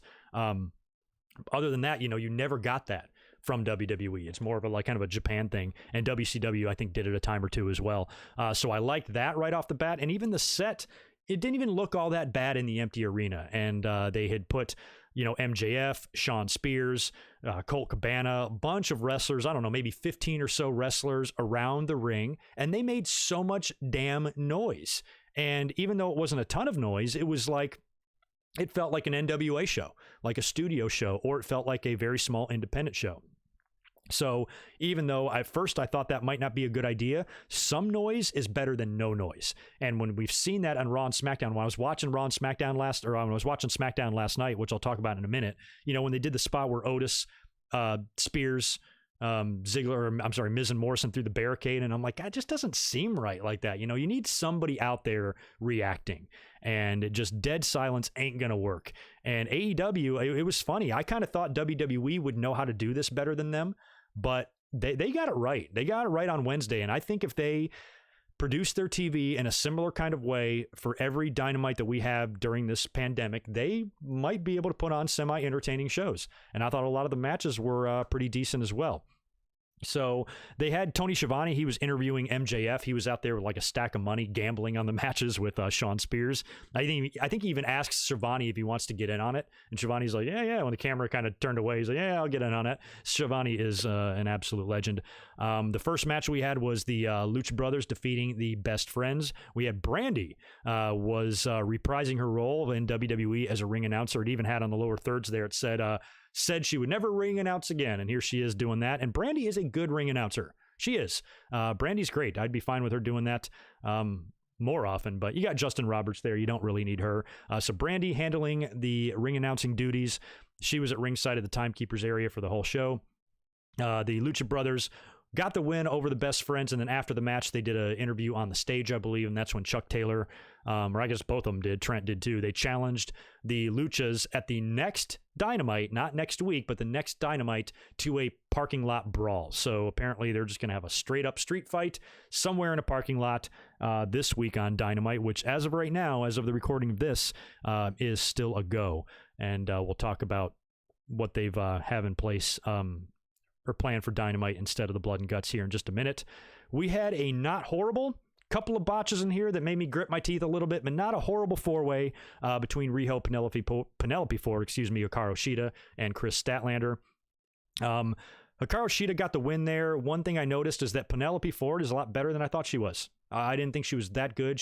I think she's somebody that can really improve, and she's got a good look. She's not impossible to look at, that's for sure. And she's also not that great, not that bad in the ring. I kind of thought she wasn't good for some reason in my head, but she was doing some pretty impressive things in there. And I think the more years she gets under her belt, the better she'll be. So not a horrible women's match there. Hikaru Shida, who is one of my favorite women in AEW right now. She actually looks like somebody that WWE could do something with.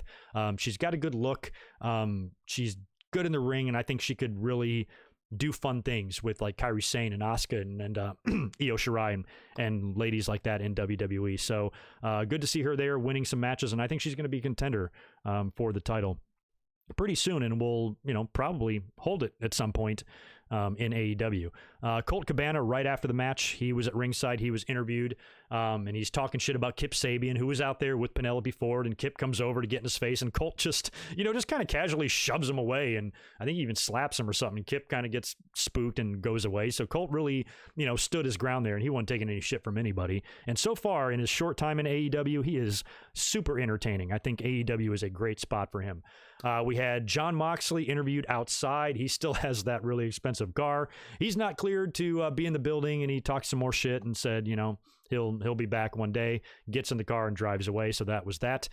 We had the Jurassic Express defeat the Butcher and the Blade. Pretty fun. Butcher and the Blade. Pretty fun match there as well. And like I said, the wrestlers in the front row were really helping with these matches. I cannot express that enough. Now, there's also, you can look at that two ways. I think having the wrestlers in the crowd definitely helped, but when you hear about these things, essential personnel only, or no more than 50 people in a building, and keep your distance 6 feet away, and all these things they recommend we do. None of that was happening here. But still, it's a risk I'm almost glad they took, because I don't know what it would have looked like without those wrestlers in the crowd. So it looks like they're kind of treading the line there too of, what's advisable and what's not. Either way, they're all, putting themselves at risk to do this. And I appreciate that. So I'm not going to shit on him or criticize him too hard. I'm not going to be that guy, because I don't think anybody that's going out there and doing this deserves to be criticized right now. It's too crazy. But that was the only maybe drawback I had from that. It made me think a little bit. I'm like, well, is that really the smartest thing to do? I'm not sure. And I'm hoping whatever WWE does with these crazy WrestleMania plans that we heard of, I hope it's something like this, whether it put friends and family in the crowd or do a virtual crowd, and just pipe in some noise just to give you some noise. You need that noise and you need that reaction, because it's otherwise it just feels strange, just really feels strange. So now we're on to the meat of this show. 2 enormous debuts took place on AEW. Now, we knew this. They were advertising all week, the Exalted One being revealed on this week's Dynamite. And I was kind of bummed out. I'm like, whenever they do this, I want there to be an audience there. But this was still pulled off relatively well. Evil Uno, and one of them comes out there. I don't know any of these guys' names yet. He's on the mic. Talking about, the revelation and all of that. Daniels and Kazarian come out there. Now, Daniels has been insisting that the Exalted One doesn't exist, and he's going to prove that it doesn't exist. And he comes out there and gets on the mic to reiterate that point. And he says, we all know this is a hoax. We all know there is no Exalted One. And that's when the lights go out. And they kind of had a botch here. If you notice, when the lights went out, right before they cut to the big screen, you saw a figure coming through the ramp, like for less than a second.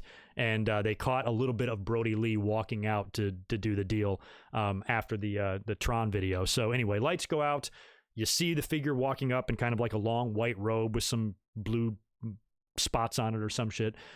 He comes out there, and you could see the beard, and you knew it was him. You knew it wasn't Matt Hardy. I've been saying that all along. Matt Hardy would not make sense as the Exalted One. I think the Exalted One is going to be somebody evil and vicious and brutal and, just a little darker than what Broken Matt is. I think Broken Matt is kind of entertainment first, seriousness second. And that's just not the character I envision the Exalted One to be. So I thought Brodie Lee between the two would make a much better Exalted One. I actually thought Brodie Lee would be good with Jake.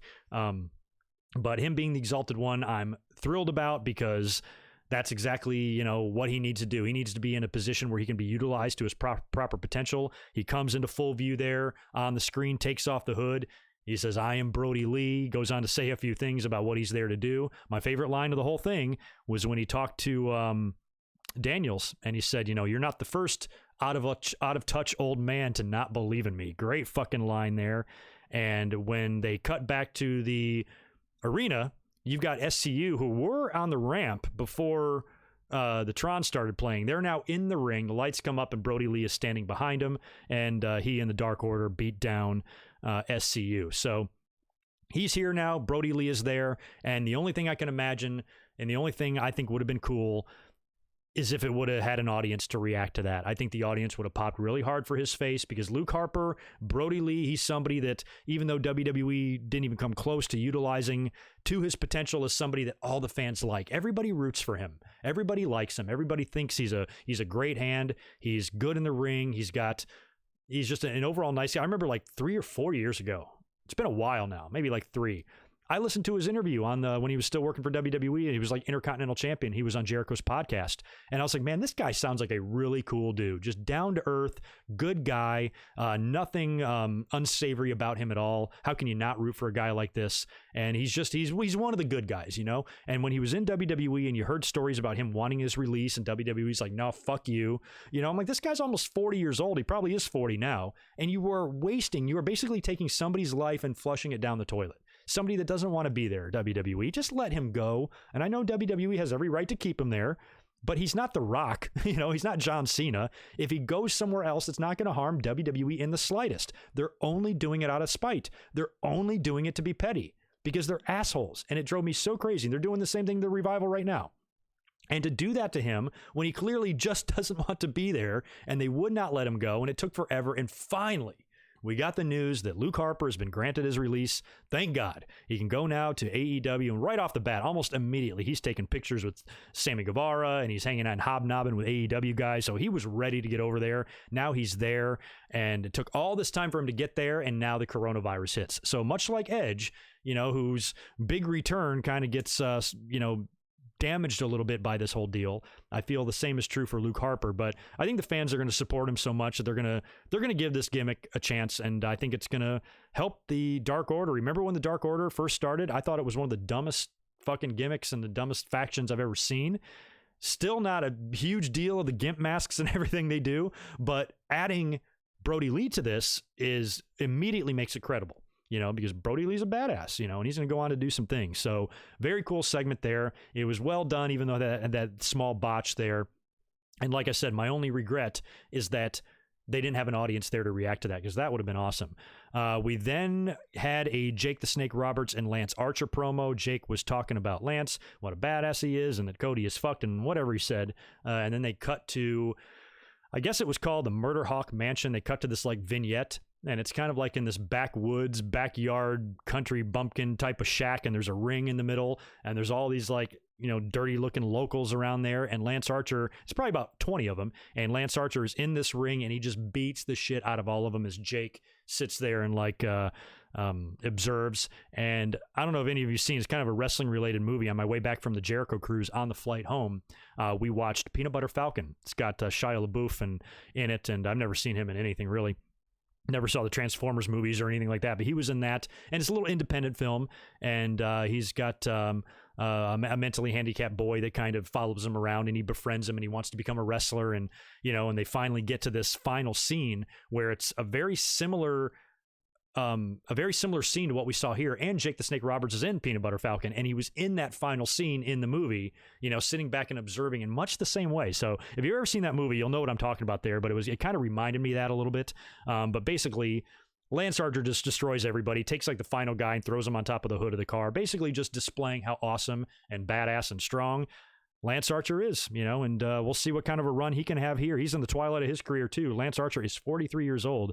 And he's been doing his thing for quite a while now. And I remember back in the day, he was in TNA as Lance Hoyt and stuff. I thought he sucked. You know, I didn't think he was good. And he just greatly improved throughout the years and became somebody pretty entertaining to watch in Japan. So I'm interested to see what he can do here in the twilight of his career in AEW. And it was all in all a good segment there, and always good to see Jake, you know? Always good to see Jake on wrestling TV cutting promos. How cool is that? Finally, we get to the main event now. This is a six-man tag. Santana, Ortiz, and Hager taking on Cody, Matt Jackson, and Hangman Page. The heels get the victory here again. So ever since Jericho lost the belt to Moxley, the Inner Circle's been on a roll. They've been winning some matches, a lot of matches. So they get the victory there in the six-man match. Now, we know next week it was supposed to be blood and guts, 5-on-5, the Inner Circle against the Elite. But the Elite is down a man because Nick Jackson got murdered underneath the garage door last week. So you've got Cody and Matt and Hangman and Omega, I guess. And they have no fifth man. So after the Inner Circle gets the victory, Jericho, who's doing commentary for the whole thing, and by the way, holy shit, my apologies to Sammy Guevara. I almost forgot to mention this.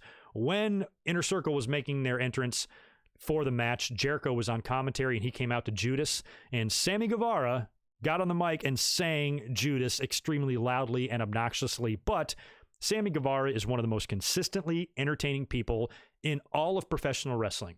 And I was surprised, this guy kind of gets some shit for the way he looks and his size and stuff. He's entertaining and he's good. He's real good. And Sammy Guevara is one of my favorite people in wrestling. Plus, I met him on the cruise a couple of times, and he's a super nice dude. But I also think that he has a lot of potential. Yeah, he might not be the biggest guy, but he's incredibly entertaining, and he's probably one of the more consistently, and that's the key word there, consistently entertaining people on a week-to-week basis. There's been very few weeks where I've said to myself, or none at all, actually, where I've said, Sammy Guevara sucked tonight. No, he's been a hit every single week. So that was fun, and I don't know if any of you caught the American Idol mashup somebody did. They had Sammy Guevara singing the song and then having the American Idol judges react to it. Pretty funny stuff. Look for it on social media. I'm sure you can find it pretty easily. But anyway, after the Inner Circle gets the victory, Jericho's on the stage. He gets on the mic, cutting a promo, kind of buying time a little bit, and says, hey, look at us. Next week, blood and guts, 2 rings and 1 cage. 1, 2, 3, 4, 5 of us, and 1, 2, 3, 4 of you. And you guys are fucked. And that's when you hear this like buzzing. Zzz, and in comes Vanguard 1. Here comes the drone. As soon as I saw that, I'm like, oh shit.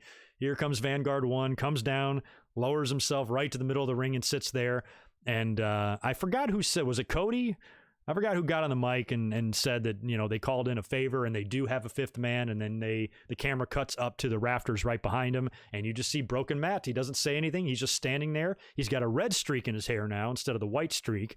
And he's got his arms out and he's like, yeah. And he's there. He's going to be the 5th man. So that's how they chose to bring him in. I was kind of surprised that they would bring him in that kind of way. I thought Matt would just kind of come in on his own and be his own quirky, crazy Matt that he is. It felt like they were almost shoehorning him here. I got to be honest, I wasn't sure if I really liked the idea of him being in the Blood and Guts match because he has no issue with the Inner Circle. Yeah, he's helping out some friends that are calling in a favor, but Matt kind of stands on his own, I feel. He's got so much with that gimmick that just putting him throwing him into the middle of the Elite and Inner Circle feud is weird. Matt doesn't seem like he belongs in any group at all, no Inner Circle, no nothing. So I did think that was weird, but in light of Tony Khan and AEW's announcement this week with the Blood and Guts match being postponed, maybe he won't. He's probably still going to be in it, but maybe he won't be. So instead of doing Blood and Guts next week on Dynamite, they're going to do a one-on-one confrontation in the ring with Chris Jericho and Matt Hardy. So it'll be like the first time they've ever had a one-on-one promo together, because AEW is making it sound like it's the first time they've been in the ring and shit, and it's not. They've had plenty of one-on-one matches, but maybe not a one-on-one like segment where they're both on the mic doing their thing. And it'll be interesting to see, what kind of a gimmick Matt has now. I have not researched this. You guys have to help me. Does Matt own the broken thing? Does WWE own the woken thing? Can he not be broken or woken? Does he have to be something else? Do you have to be smoking or token Matt Hardy? Maybe he's got to be one of those two. I don't know if he can even use the broken or woken shit in AEW. I hope that he can. I hope WWE didn't pirate that from him. It took him forever to be able to get use of the gimmick from TNA, and then WWE steals it from him and holds it. What a bunch of assholes. So hopefully that's not the case. Based on the way Matt looked, with the hair and the outfit, he's going to be able to be full-on broken Matt. But I'm not sure the legalities there and what the details are internally with any sort of gimmick and intellectual property and things like that. So either way, I am elated and thrilled for Matt Hardy. Much like the Brodie Lee reveal, I would have loved it if it had a crowd. I think the crowd, could you imagine that crowd popping when Matt showed up? Or hell, not even when Matt showed up, when Vanguard 1 flew in, just think of that moment. Think of that same moment happening, but with an audience full of people, and the drone starts flying in. Imagine the pop that drone would get.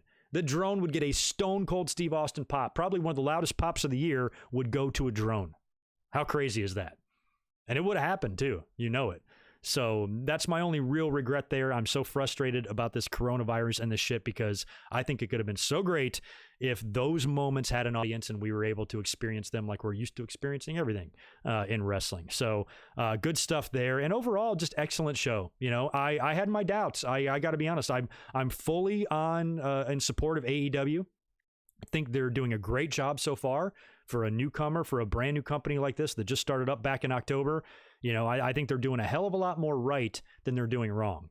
And of course, no company is perfect, but, it could have easily gone in the other direction there. They could have just not been able to find their way and not really know what's going on. They seem like they got their shit together. And I had my doubts, even knowing that about them, I still had my doubts that they could pull off an empty arena show. I didn't think they would be better than WWE.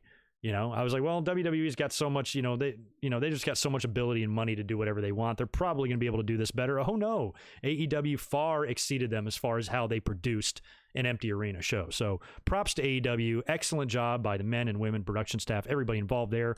Thank you for, being out there, being out in the world and doing your job in the face of a pandemic. Part of me questions if it's the smartest thing, but part of me also is extremely appreciative that they're doing that, and just excellent show. It was actually entertaining. It was really entertaining, and they pulled it off well, very, very well. Like I said, NXT was just a clip show, so that's all really to say there. I'm going to backtrack a little bit now and touch on Monday Night Raw. I was up here reacting to the show on Monday, and I got to see, we're going to talk about this tomorrow in the New Generation podcast. I might switch Monday to a review, because I know I said I was going to be up here live reacting to Raws during WrestleMania time, but it might be pointless because they're doing a lot of replays. This past Monday, they replayed the entire Royal Rumble match. So they got a lot of filler, and it's probably going to be a lot of video packages and a lot of things like that, and a lot less wrestling. So I think it's better served for me to come up and do just a review on Monday. So plan for that. Unless you guys are like really, really want me to react, but I don't want to react to a bunch of video packages and a bunch of matches that we've seen before. So I think maybe coming up after the show and reviewing it and discussing it might be better for Monday night. But I'll make my final decision on that tomorrow, and I'll fill you in on tomorrow's New Generation podcast. Let me knock out a couple of super chats here before we get into this past week's Monday Night Raw. Off Leather Wings, thank you, brother, for the $2. That is very nice of you. What was your favorite year of WWE in the 2010s? Oh, man, they all kind of run together. I might go like 12 when The Rock came back. 13 was kind of fun. I think 15 was sort of fun. I don't know, maybe 17 might be some of my off the top of my head ones, but my memory sucks in the last 10 years. I can't remember what I had for breakfast yesterday, much less what I thought about wrestling in the 2010s. I am Jack White. Thank you for the super chat as well. I appreciate it. WrestleMania in London at Wembley Stadium, please.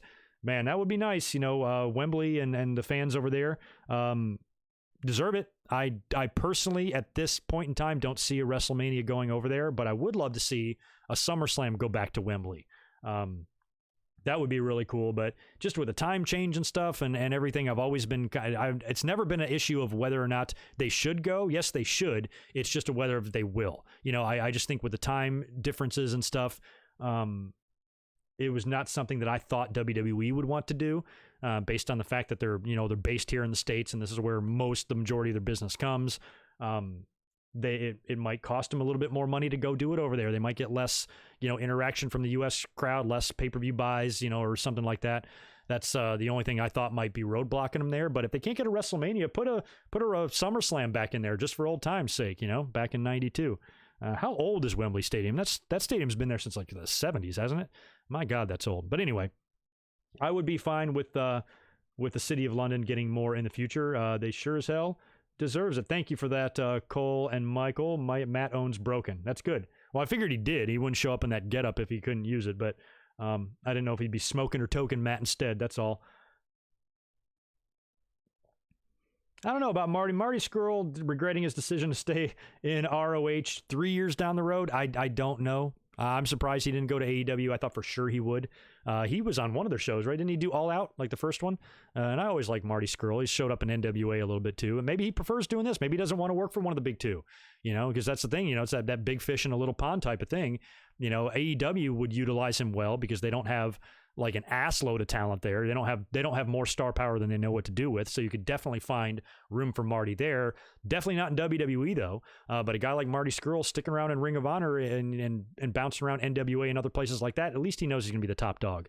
And by then, them handing him the book too, to sweeten the deal was pretty surprising. I will admit that. Not sure how I feel about that, but it's his deal. I'm not going to criticize anybody's business decisions. It's he can do what he wants, Let's touch on a little bit of Raw this past week. Not going to talk about it a lot. I was up here reacting to the whole show on Monday, and like I said, they replayed the entire Royal Rumble match. in its entirety. So that was like an hour and a half of the show. So half of the show was taken up just for that. We only had one in-ring match, one empty arena match on Raw. It was Rey Mysterio defeating Andrade. You had Asuka on commentary for that, which she is just wonderful. I love Asuka in this like promo cutting phase she's in. Every time she's on TV, she wants to cut a promo, and she's, cackling out there, and it's hysterical, and I love her. And if you put just Asuka and Triple H on commentary, I'd be fine with that. They are entertaining as hell on the microphone. So even though I didn't understand anything Asuka was saying, I loved her. It was great, and it was so random too. I'm like, why is she out there for that match? Had nothing to do with her. It wasn't like a women's match or anything. She was just out there calling the match between Rey and Andrade. Why not? Like I said, poor Edge hopped in his car and drove 17 hours from Asheville to make it down to Orlando to cut a promo. Drove all that way to cut a promo on Randy Orton. Again, there's no audience there, but Edge, I still thought, handled the promo well. He basically cut it just like he would if there was an audience there, because there was a lot of directly in the camera, almost like he was talking directly to Randy Orton, and talked about everything Randy Orton did, and eventually and ultimately challenged him to a last man standing match at WrestleMania. So, that's going to be what they're going to do. That'll be solidified or put into stone this week on Raw, I'm sure. And that's the match we're going to get. And like I said, I don't know, with these WrestleMania changes we've been hearing about and reading about, and them doing it from different locations and stuff and making it a 2-night event. I'm curious how this is going to look and, what they're going to do. And I hope that these guys can pull this match off well. Now, there's also been speculation now that it's a 2-night event. We have 2 main events now. So is it going to be the 2 title matches, or are one of these main events going to go to Edge and Randy Orton? If you ask me, I'm not even a Roman hater. I think people hate Roman are fucking idiots. Look at the way Braun Strowman acted in the beginning of the podcast here when I talked about Braun Strowman, and him blocking me and what he said on Instagram. Could you imagine Roman Reigns ever doing that? Could you imagine him ever being a dick? So that's why I said maybe there's more than meets the eye to some of these people that get pushed or not pushed. It's not just about only what you see on screen. There's a lot that goes on behind the scenes, and these people, believe it or not, actually have personalities, and maybe some of their personalities aren't well received by people in power in WWE. And that's just, when I see Braun Strowman doing that, that's something I can never imagine Roman Reigns doing. So as much as I got the back of Roman Reigns, I do not want to see him and Goldberg main event anything. I think that match is going to be horrible. It better be short. I mean, if this match goes beyond 90 seconds, it's going to get Goldberg's going to get exposed for not knowing what the fuck he's doing. So I'd rather have Roman just kind of beat him quick. I'd like to see Roman beat Goldberg the way he beats everybody else. I'd like to see Roman beat Goldberg the way Goldberg beat The Fiend. Hit him with 4 spears and then a Superman punch, and down you go. Give us our belt back. But I think Edge and Orton deserve one of these main events. I think Edge deserves a main event on one of the 2 nights. So maybe on the Saturday show, I would put Edge and Randy in the main event. And then maybe I do 2 title matches. I do both of them maybe on the Sunday. But, if not, do Goldberg and Roman on the undercard of Saturday. Let Edge and Orton main event, and then have Brock and Drew close out night 2. That's the way I'd book it, and I guess we're not going to know. However, with the stories of WrestleMania being taped, normally I don't give a shit about spoilers. I say that all the time. I read the spoilers. I don't care if Raw or SmackDown is taped. I do not care at all about reading those spoilers. What's the difference, However, and I usually get annoyed when people get so mad. Oh, you spoiled it for me. Oh, so what? It's fucking Raw. Nobody cares. But with WrestleMania, I'm probably going to do my best to stay away from the spoilers. If I do happen to read some, or if I do happen to catch some, I will not share them with you guys on social media, so you don't have to worry about my Twitter page will be safe. I'm not, and I think there's gonna be a lot of assholes out there. They're gonna want to be the first ones to say what happened and stuff. Just try to be cool, and do me a favor. Don't tell me the results. I don't need to know. I can read. Everybody has a finger. Most of us have fingers, right? And everybody knows how to work a mouse on a keyboard or on a computer. So you are no more knowledgeable than anybody just because, you chose to do a couple of clicks with your fingers. So if people want to know the spoilers, they can go find them. I don't need to be told by you, and I don't need to tell anybody else. So that's, I'll hold up my end of the bargain there. I will not spoil anything for you guys as far as WrestleMania goes. If we get the results early and it starts showing up on the websites. If I do read them, I won't tell you, but I'm going to try not to read them. And I would appreciate it, you guys not hitting me with the spoilers either. Let's all be cool to each other and at least not be assholes. Also, really interesting segment on Raw was the AJ Styles and Undertaker contract signing. Now, last week on Raw, or whenever the last show with fans was, AJ, for some reason, decided to call out Michelle McCool. Don't know why, but all of a sudden he's mad at her. Also calls Undertaker Mark. First time anybody's called him Mark since back in the Ministry days when I think Ken Shamrock did it. And that was kind of interesting. I'm like, why are they going there? Why are they going that direction? Why is AJ attacking the Undertaker's personal life, somebody that's twice his size, especially when the same exact thing got done to AJ back in his feud with Samoa Joe? Hey, Wendy, and all that. You know, you'd think AJ wouldn't want to do this to somebody else, but he did. He calls out Undertaker's personal life and his family and all that shit. So on Raw, you see they're getting ready for the contract signing. Undertaker's music hits, and it's the dead man music, but he's power walking American Badass style down to the ring. He's even got a do-rag on. He's got no shirt on. He's still in good shape for a guy his age that, you know, is kind of tough to watch in the ring sometimes.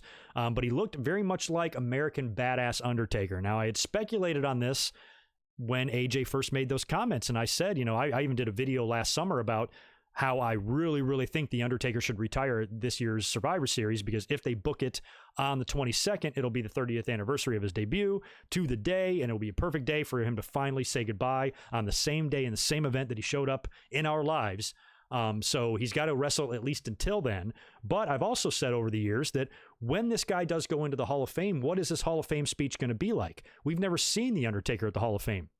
He's never in the crowd. He always stays gone. He stays true to that gimmick. The only time we've ever seen him is when he came out to tribute Paul Bearer, and he was still, and even for that, he was in full Undertaker garb, So he's never like sitting in the front row with Stone Cold or sitting in the front row with Stephanie and Vince and Triple H or Linda, excuse me. He's always kind of just stayed absent from that. So part of me was wondering that if maybe this could be the beginning of WWE kind of rehumanizing The Undertaker a little bit, because we haven't really seen The Undertaker be a normal person since the American Badass. He doesn't have the same, as the dead man, he doesn't cut the same promos he did in 1992. Rest in peace. He talks a little bit more like a regular person, but still for the most part, he's the dead man. So I was always wondering, when this guy goes into the Hall of Fame, what does he do? Does he come out in the hat, in the cloak, and accept his induction in his Undertaker gear? Or is he out there like everybody else in a suit and a tie? So maybe this is the beginning of that, of The Undertaker kind of, winding down his career finally and becoming a little bit more of a person. And when he came down to the ring all mad, he got on the mic and like, AJ, I'm going to fuck you up. And, he seemed, like the dead man gimmick didn't even exist.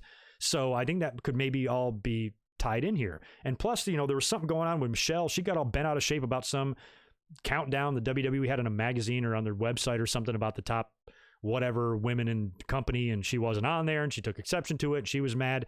So I can't tell if that was done on purpose to sort of get her name out there a little bit because they're going to include her in the storyline, or if they're including her in the storyline kind of as an apology for upsetting her, because you don't want to upset the Undertaker's wife. The Undertaker is he's your godfather. He's your Andre the Giant, modern day Andre the Giant figure in the locker room that's going to have a statue and an oil painting, hanging up in the headquarters there for years to come after his career. Don't piss him off. So maybe they want to do right by him and his wife and include Michelle in this. And I even mentioned that, years ago when DDP was stalking Sarah, that maybe The Undertaker doesn't want the only time he's ever had a spouse involved in a storyline to be somebody he's no longer with. Maybe he wants to have Michelle with him in an angle just to say they can do that together. And who saw the video on Twitter or social media with Michelle and Undertaker in a pool, and there's a tiger? There's a tiger sitting there. I don't even know what the hell they were talking about, but it was pretty crazy, and I don't even know what the fuck. Just seeing Undertaker in the pool, petting a tiger, what fucking year is it? Where am I at? What planet am I on? That was pretty funny. So anyway, Undertaker's in the ring. He's all bent out of shape. He's got the contract. Or no, he does not have the contract. Excuse me. AJ shows up on the screen. He's not stupid. He's not going to come out to the ring and get killed. So he's back there on the Tron. He's talking shit to the Undertaker through the camera there. But he's got the contract and the clipboard in his hand. He signs it. hands it over to Gallows and Anderson and tells him to take it out to The Undertaker. And they're like, I don't want to do that and whatever. And then he gets mad. He's like, you better. And he basically just forces them to go out there and present the contract to The Undertaker. So they're going to get killed. They do. Undertaker beats the shit out of both of them, signs the contract, and that match is now on. AJ and Undertaker at WrestleMania. So we'll see what they do, Monday to further this build at all. And we'll see if Michelle winds up getting involved. We also had a Becky Lynch promo on Shayna Baszler. That wasn't too horrible. I said last week her promo wasn't too bad either. This one wasn't as good as last week, but again, it wasn't the type of cringy Becky promo that I hate. It was a little bit better, so I'll give her a pass for the second week in a row here. We also had a promo with Kevin Owens where he accepted the challenge of Seth Rollins, so we knew that was coming.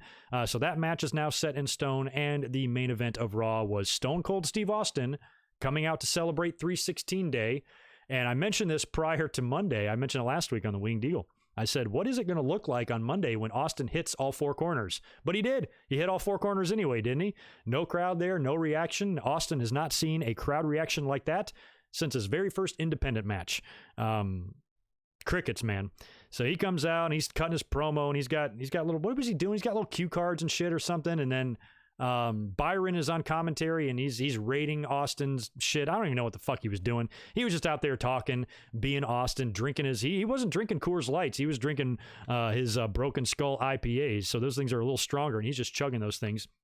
Eventually, he gets Byron Saxton in the ring, and you knew when Byron came down there that he was going to be screwed, and he would be definitely eating a stunner. And not only did poor Byron eat a stunner, his nuts got shoved up into his stomach when Austin kicked him square in the balls for the setup for the stunner. When he's supposed to kick somebody in the gut, kicked him right in the nuts hard. Hit poor Byron with the stunner. Byron sells it like $1 million, and I really hope your jewels are doing all right, Byron. I've been thinking about you a lot and what the damage that was done to your nuts. So Austin continues to drink. Becky Lynch comes out after that, and she joins him for a couple of IPAs, and they just chug beer together, and that was the end of that. So, I thought for what Raw was, when we've seen the way the empty arena matches feel, I am perfectly okay with them not doing many of these. And I saw a lot of people bitching, I can't believe they're showing the Royal Rumble. Who cares, man? These are empty arena matches, so we're not getting Sarah Logan versus Natty in an empty arena match. What the fuck? What's the difference? It's a 3-hour show. I don't think 3 hours of empty arena matches in this setting, in this environment. That's why I'm hoping they do something different for WrestleMania to change the way it feels, because 3 hours of that would have been nauseating. That would have been tough to get through. It just wouldn't have worked. So you have to fill time. I'm perfectly fine with filling time, and WWE covered all their bases in terms of their big feuds. Brock and Drew. Brock was off, of course, but, you had the Edge promo. You had the Undertaker and AJ contract signing. You had Becky cutting a promo on Shayna Baszler. You had Kevin Owens accepting the challenge of Seth Rollins. So you handled your big business. You just didn't do any of the little business, So there was no Eric Rowan match. So what? So really, I am okay with that. I can give him a pass on that because 3 hours of just nonstop empty arena matches would be tough to watch. And I think WWE knew that. So that's why they replayed the Royal Rumble. And some people were happy about it. Some people were happy about the Rumble being on TV because they didn't get a chance to see it or whatever. Oh, and that reminds me as well. I got to find the date on here. I have a date if you want it. So ESPN is going to be airing some past WrestleManias. They're trying to fill their schedule too. I don't even think this is on ESPN Classic or anything. This is on ESPN because there's no sports right now. So they're trying to fill their schedule a little bit. So they're going to be playing a bunch of past WrestleManias on the network. And I have the date on this right here. Here we go. So ESPN to air encore presentations of WrestleMania. They're going to air WrestleMania 30 on March 22nd, which is Tuesday, I think? No, that's tomorrow. Yeah, tomorrow. They're going to air WrestleMania 30 tomorrow on Sunday. They're going to air WrestleMania 32 a week later on the 29th. And they're going to air WrestleMania 35 on April 5th. 3 p.m. Eastern. All right, so that should be over by the time the regular WrestleMania airs. So that's kind of interesting. Now, the funny thing is I tweeted this. I quoted the tweet and said, they're doing 30, 32, and 35. Now, I understand that you have to do modern WrestleMania. So anybody that's saying, oh, they should do WrestleMania 14 or they should do WrestleMania 17, they're not going to do that. They're not going to do the old WrestleManias. They're going to do current stuff where you have some of the current people and the way the product looks in modern times. That's what they're going to want to showcase here. And with WWE shopping out their pay-per-views to OTT platforms like an ESPN, this might be a little test. My buddy Daniel and I were exchanging texts yesterday about this, and he said, they might be testing to see, how the audience responds to wrestling to see if they even want to take on the pay-per-view licensing and things like that. And that's probably part of it. I think also part of it is the fact that they got nothing else to air and they have a partnership and a working agreement with WWE already. So it makes sense for them to do that. I just wish they would change up a couple of these shows. They're doing WrestleMania 30, 32, and 35. 30 is fine, but I would swap 32 and 35 for 33 and 34. Or 31 and 34. 31, 33, and 34 were all good ones. So I think, or better ones than 32 and 35 anyway. So that's what I would do. I'd stick one of those other WrestleManias in there. It can be 34, 31, doesn't fucking matter. Point is, they shouldn't do 32 and 35. They sucked in my opinion. So that was my only issue there, is that if you're going to have non-wrestling fans watching WrestleMania 32, for example, don't show them that one. There's so many better ones to show them. I guess they just want to show the big Shane fucking cell drop or whatever, but I think they could have had better options there. But I understand you can't do old ones, so it's pointless to say, show WrestleMania 21 and shit. They're not going to do that. It's going to have to be modern ones and then last 5 years. WrestleMania 30 is probably as far back as they're going to go, and that's a great one because you had Daniel Bryan's big night, Undertaker lost the streak, Hogan, Rock, Austin opened up the show. A lot of good stuff there to be shown to a nationwide audience, so I think that's kind of cool. With WrestleMania doing that or airing on ESPN. So we'll see, how those go and how the ratings are for those and any news that might come out of those after that. I've got SmackDown to get into now as well. Got to talk about last night's show again, kind of so-so. I'm not sure how I have good and bad things to say about last night's SmackDown. Let me knock out a couple of more super chats because I know I've had a couple. I saw a yellow one coming in here. Ramon Coffee. Good to see you, man. Thank you for the $10. I appreciate it. Can you do a This Day in History on March 30th, 1998? That was the day when Sean Waltman, a good one. That was the day when Sean Waltman returned to the WWE. Ron Simmons got kicked out of the nation and the Outlaws joined DX. That was the night after WrestleMania. That was also a sad day. You know what that day is, guys? March 30th, 1998. That is the death of the Winged Eagle title. No more Winged Eagle title. Austin had it. Austin carried it for 24 hours. Came out the next night on Raw, opened the show, in fact. And Vince is in the ring with that big-ass, ugly blue belt. And Austin drops the Winged Eagle on Vince's foot and takes the new belt, and that was that. So rest in peace, Winged Eagle title. Very sad day for yours truly because I'm a mark for that belt, as you guys know. But that's an excellent one, man. I might be able to throw that together. What do we got, 9 days to do that? That was a fun Raw, man. I remember watching that live. I was the biggest mark because I knew Waltman was coming back. We all knew he was coming back. And word was out that he got let go. And at that time, word also on the hotlines and the dirt sheets at that time was that Nash and Hall wanted to leave. Remember the POWCW? I was there. I was in the arena the night that DX invaded Nitro. I was in Hampton. And they went and cruised over to Norfolk to fuck with them.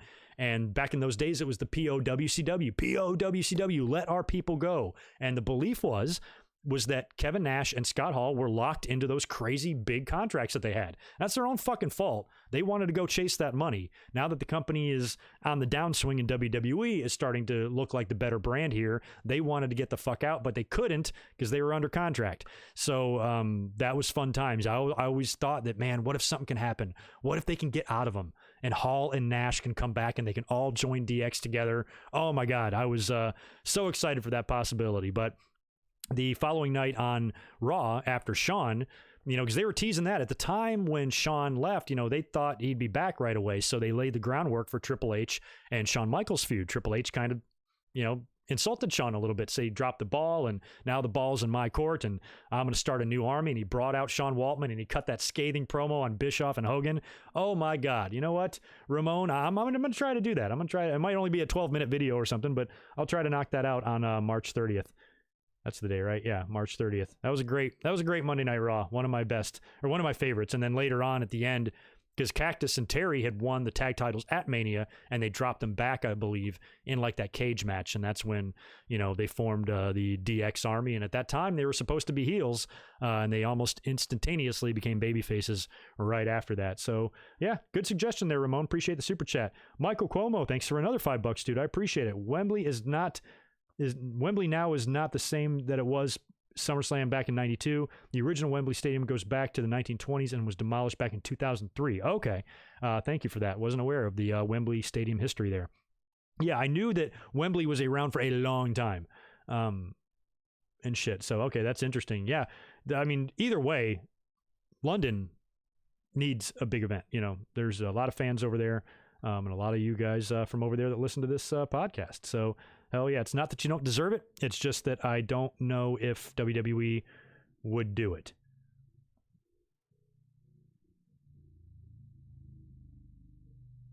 Sorry, reading some of these chats here. I can't tell if that person's insulting me or not, so I'm just going to go ahead and block you because you're a dick. Anyway, okay, cool. Back to business here. Let's talk about SmackDown. SmackDown last night, right back in the Performance Center again. We had, oh my God, I guess the show wasn't all bad. I was kind of cringing through it the whole time, especially the fact that we had to open up with Rob Gronkowski. All that WrestleMania news I mentioned at the top of the show, one big piece of news I omitted there was that in addition to WrestleMania being a 2-day event, in addition to a lot of the matches being taped, Gronk is going to host WrestleMania. He's going to be the host. Great. That'll be fun, right? So he opens up the show. Michael Cole and Mojo Rawley are already in the ring. They introduce Gronk. He comes out there dancing. It'd be interesting to see what that looked like in front of a crowd, but my God, Gronk is so obnoxious and so annoying. And, this is just what WWE does. Signing Rob Gronkowski was not done for the wrestling fans. We have to understand that. So we can criticize it and we can shit on it like I'm going to, but we also have to understand that this is vintage WWE. This is exactly what they do. This is publicity. This is a big name to come in, and this is just something else to get to bring eyeballs to them. This was not done for the pure wrestling fan. There's nobody like myself that's been watching wrestling since the late 1970s that are saying, oh man, I can't wait to see what Gronk does. There ain't not one single one of us that are saying that, okay? So we know it's stupid, but it's not done to appease us. It's done for completely other reasons, and I think we need to at least acknowledge that. So Gronk is there. He's in there dancing. He's all hyped with Mojo, and Michael Cole's pretending to have a good time. They're interrupted by Baron Corbin. He comes out and he's insulting Gronk and Mojo a little bit. That's when Elias comes out and sings a song insulting Baron Corbin, and they beat up Corbin and throw him out of the ring. And that's when Gronk gets on the mic and he says, I'm just the host. I don't have the power to make matches, but I'm going to advocate for a match between Elias and Corbin at WrestleMania. Yay, Elias and Corbin. So that's that. We also had the Miz and Morrison out there doing a dirt sheet. They're talking about who the number one contenders for their tag team titles are going to be. And then there's all this commotion up in the crowd, and they do these little cutaways to where Miz and Morrison are dressed up as all three big contenders for the titles. First is the New Day. They got the unicorn thing on their head. Then they're out there dressed as the Usos, and then they're dressed as two pieces of bacon. And I think they say when they're dressed as the New Day, they're like, why are you dressed as Ham? And they're like, I'm Bacon. And I guess they're supposed to be Heavy Machinery. That was all pretty funny. At the end, I don't think it even solved anything. All it did was lead to a match later on between Heavy Machinery and the Miz and Morrison. This is a non-title match. Now, again, it's empty arena, and it's just not feeling too good here. And Dolph Ziggler comes out in the middle of this match to sit in on commentary, and he's teasing poor Otis the whole time. And then he interrupts Otis. I think Otis is doing the worm or something, and then he interrupts, or the caterpillar. He interrupts him, and he says, Otis, I need to show you some stuff. I just want to show you a couple of pictures of me and Mandy. And he flashes some pictures of the two of them outside holding hands. They were posting some shit on social media too. And again, much like the Brodie Lee thing in AEW, I just really wish this angle had an audience, because it's been pretty well done. Most people have high praise for what's going on with Ziggler and Otis and Mandy. And even though this was well done, it would have been so much better if an audience was there. You can see Otis is upset. He's like starting to cry. Finally, he snaps, chases after Ziggler, actually gets his hands on him briefly, but Miz and Morrison make the save. He regains control on the two of them, and he does like this double spear and just nails them right through the barricade, and they both go down, and then gets a chair and whacks him with some chairs, causes the referee to call for the bell, and Heavy Machinery get DQ'd, and Miz and Morrison win the match. But it just does more to further the Otis and Ziggler storyline. And again, I just so hate that this isn't going to be able to be paid off with an audience at WrestleMania, because ever since this started, you're like, this has got to be some sort of an Otis and Ziggler match, Mandy on a pole. I don't know what they're going to do, but it's going to culminate to something big. And prior to the coronavirus, I had envisioned this like Macho Man and Elizabeth WrestleMania 7 moment where, you know, they kind of come together and embrace and hug, and the crowd explodes and women in the front row are crying. That's kind of what I wanted to see here be the payoff for Otis and Mandy, because every single week, you know, your heart aches for poor Otis. You know, he's going to get his in the end. You know, he's going to have a happy ending here. It's just going to be a whole lot of misery until he gets there. So the fact that this is now going to be paid off in this weird empty arena taped WrestleMania setting is kind of a bummer. But as far as what they did here, pretty well done. Ziggler is excellent at coming off as a douchebag. It's very easy for him. He doesn't have to try very hard, put it that way. And I think everybody in the world loves Otis. So we got your back, Otis. Keep your head up, bro. We love you. We had an interview, or we had a promo in the ring with Bayley and Sasha. Paige was advertised to being appearing on the show. She appeared on the Tron, like backstage. So Bayley and Sasha are in the ring. Bayley's like, I'm so great. I beat everybody. I might as well just take WrestleMania off. So you knew, and we heard rumors of this multi-woman match for weeks, so we kind of knew this was a possibility. So Paige appears on the screen, and she said, you know what? I think you are going to have to defend your title at WrestleMania against Lacey Evans. And Bayley's like, fine, I already beat her. No problem. And she goes, oh, I wasn't done. You're also going to defend the title against Dana Brooke. And Bayley's like, Dana Brooke, what the fuck? She's a jobber. Why don't you put Tamina in there too? Why don't you just make Tamina in the match? And then Paige is like, oh, okay, I'll put Tamina in there. And so then she adds Tamina. And then she goes, I'll also put Naomi in there. And you're going to be defending your title in a 6-pack challenge.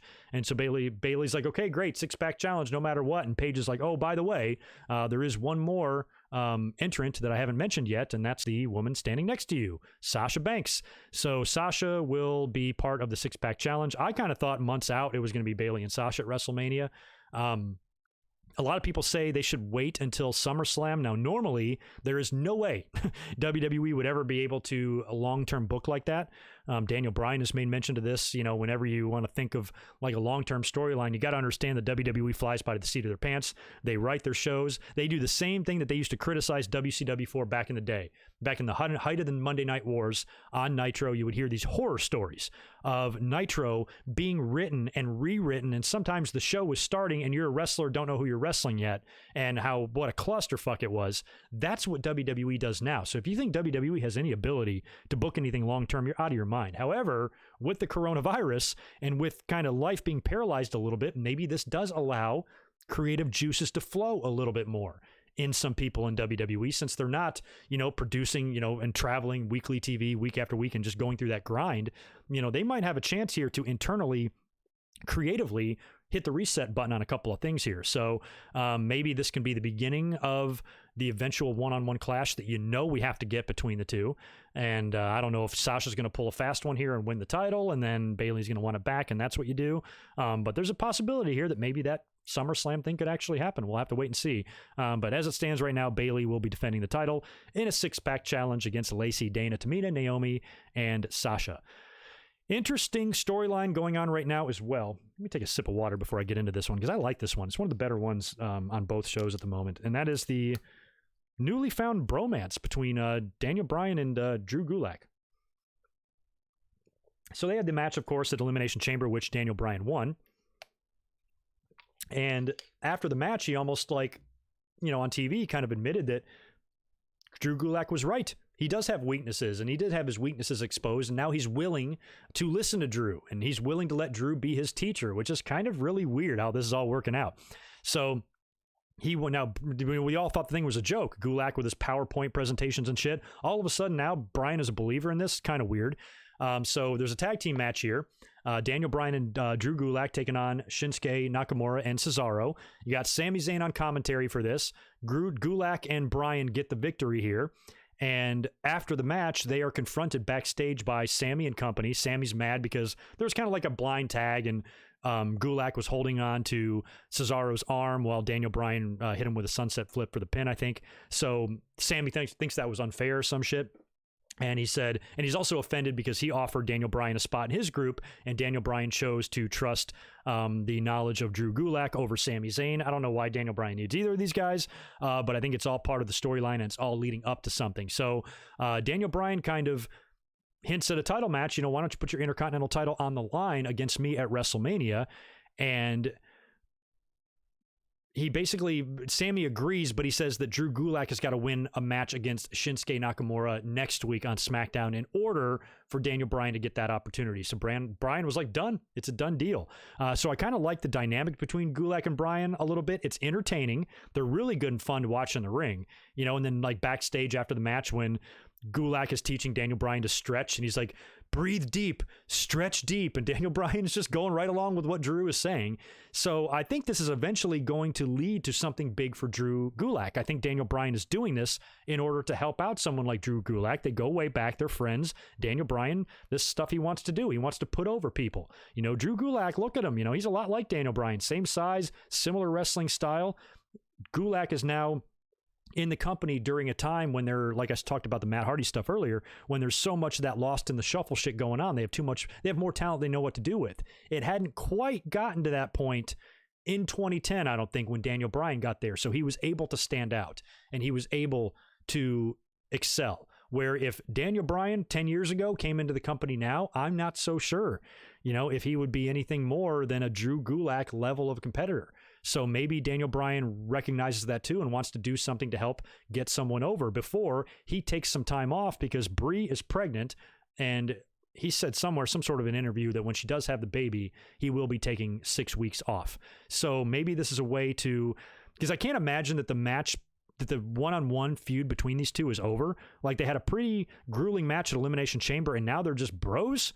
It seems weird. It seems like there's something not right there. So I think what might wind up happening is maybe, let's say Daniel Bryan gets the title shot, Gulak wins next week against Shinsuke, Bryan gets the title shot at WrestleMania, wins the title, and then maybe drops it to Drew on his way out to go take time off or something like that, making Drew. Now you got a new, Drew Gulak being Intercontinental Champion is not something I ever thought would happen. So that prospect is pretty good. Sami Zayn might very well be a transitional champion right now. He's the Intercontinental Champion and he's still not wrestling. He's just doing commentary and running around the ring. So I think that maybe that's where they're going with this, and Bryan will eventually win the Intercontinental title, and then Gulak will get his victory back over Daniel Bryan, and this time there will be a title at stake. So I kind of think that might be where they're going with Gulak and Bryan, but feel free to fill me in on what you think that situation, how that situation might resolve itself. We also had Alexa Bliss and Nikki Cross basically reiterating that they want to challenge the Kabuki Warriors for the tag team titles at WrestleMania. And then Alexa goes on to challenge Asuka one-on-one next week. So she wants Asuka next week. I don't have much against Alexa and Nikki Cross, but I don't want to see Alexa Bliss beating Asuka. Not something I really want to see. However, I am almost certain that if they do the title match between Alexa and Nikki and the Kabukis, Alexa and Nikki will win. The Kabukis beat them for the titles, right? So I think they will get some revenge here. There's talk about Kairi Sane maybe not being in the company much longer. So they might have to take the belt off of her and move Asuka on her own and end the run of the Kabuki Warriors and put the belts back on Nikki Cross and Alexa Bliss. And I'm almost 100% certain that's what they're going to do. But as far as next week goes, I hope that I kind of hope that Asuka wins. I don't want to see Alexa beat her. Finally, on SmackDown last night, we had the contract signing with Goldberg and Roman Reigns. Not much. This wasn't long. They both got in the ring. Really funny. At the same time, they picked up their chairs and threw them out of the ring. Stupid chairs. Fuck out of here. So they threw their chairs out of the ring. Both talk a little bit of smack. And I wrote on Twitter, it was so funny because I was looking at the two of them. And I'm like, you know what? We're looking at Georgia Tech and Georgia right here. Have they not touched on that history at all? I don't think they have. And so I'm typing this. I'm like, hey, they touched on the Georgia Tech and Georgia history between the two. And the minute I hit send, Roman Reigns calls Goldberg a bulldog bitch. So I guess that's all they've really said about that. But that's kind of a rivalry there. Bulldogs and Yellow Jackets. That's state bragging rights there. So kind of curious that they were going to bring up their collegiate football careers in this feud, and it looks like they're going to touch on it a little bit. Roman says he's going to beat him. Goldberg says you're next, blah, blah, blah. They both sign the contract, and that's the end of that. So Goldberg and Roman is now official. And like I said, I don't think that match should really be the main event of either show. And this is coming from a Roman Reigns defender, okay? I'm not one of them dickheads that think Roman Reigns is the worst guy in the world. I like Roman, but I don't think this match with Goldberg needs to be in the main event of either night. I think on night 1, you give us Orton and Edge, and on night 2, you give us Drew and Brock. It's really all you do there. I think this match is going to be so short, and I hope Roman beats, and like I said, I hope Roman beats Goldberg as quickly as Goldberg beat The Fiend at Super Showdown. If that happens, then I'll pretty much be a happy guy. Yeah, I just don't like Goldberg as champion. That's never going to sit well with me, what they did at Super Showdown. I don't even mind them necessarily taking the belt off The Fiend. It's just the way they did it, which is fucking awful. So yeah, let's end Goldberg's run again, and hopefully that'll be the end of him wrestling in the ring. And that concludes my notes. I'm done there. Let me cruise back over here. No more super chats rolled in, right? I'm not ignoring anybody. I see a bunch of taco emojis in the chat. Those look good. Those look good. I'd go for a taco.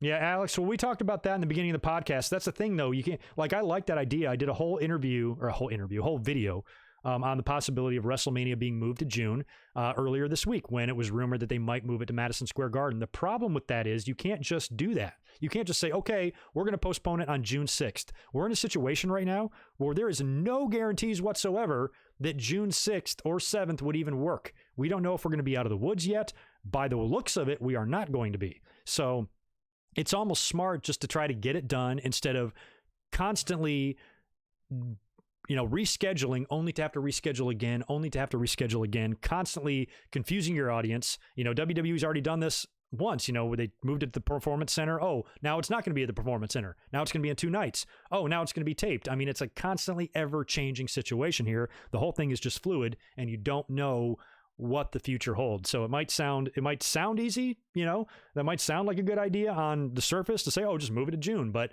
even if they do that, they might not be able to pull the show off. It's just we're uncharted waters. There's no right or wrong answer to how to do this and how to handle it. It's just a effed up situation all across the board here. So yeah, it sucks.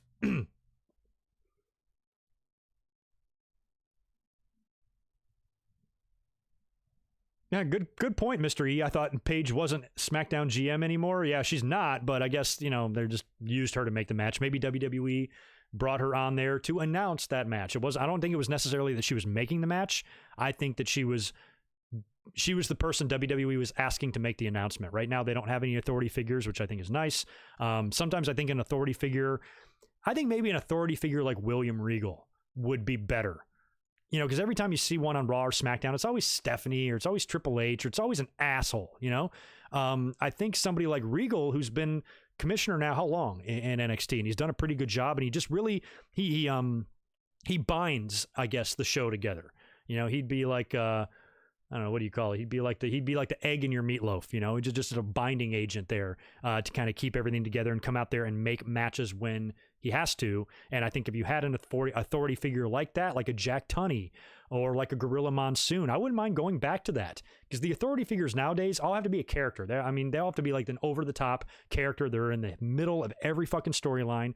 I wouldn't mind going back to doing it a simpler way. And I think the way they do it with Regal is a simpler way. He's only out there when he needs to be. He's only out there to make decisions and to, kind of clear up confusion and to organize things. And I think that would really help on Raw and SmackDown, rather than have somebody like Stephanie coming out there with that obnoxious song and then getting in the ring and being a condescending tone to everybody in the way she talks. I'd much rather have a Gorilla Monsoon, a Jack Tunney, a William Regal, somebody like that in that role, making these matches and help move the storylines along when they need it. So that would be my vote, is to do something like that again and give it a shot, because, why not? Got to go back to your roots sometimes, every now and then.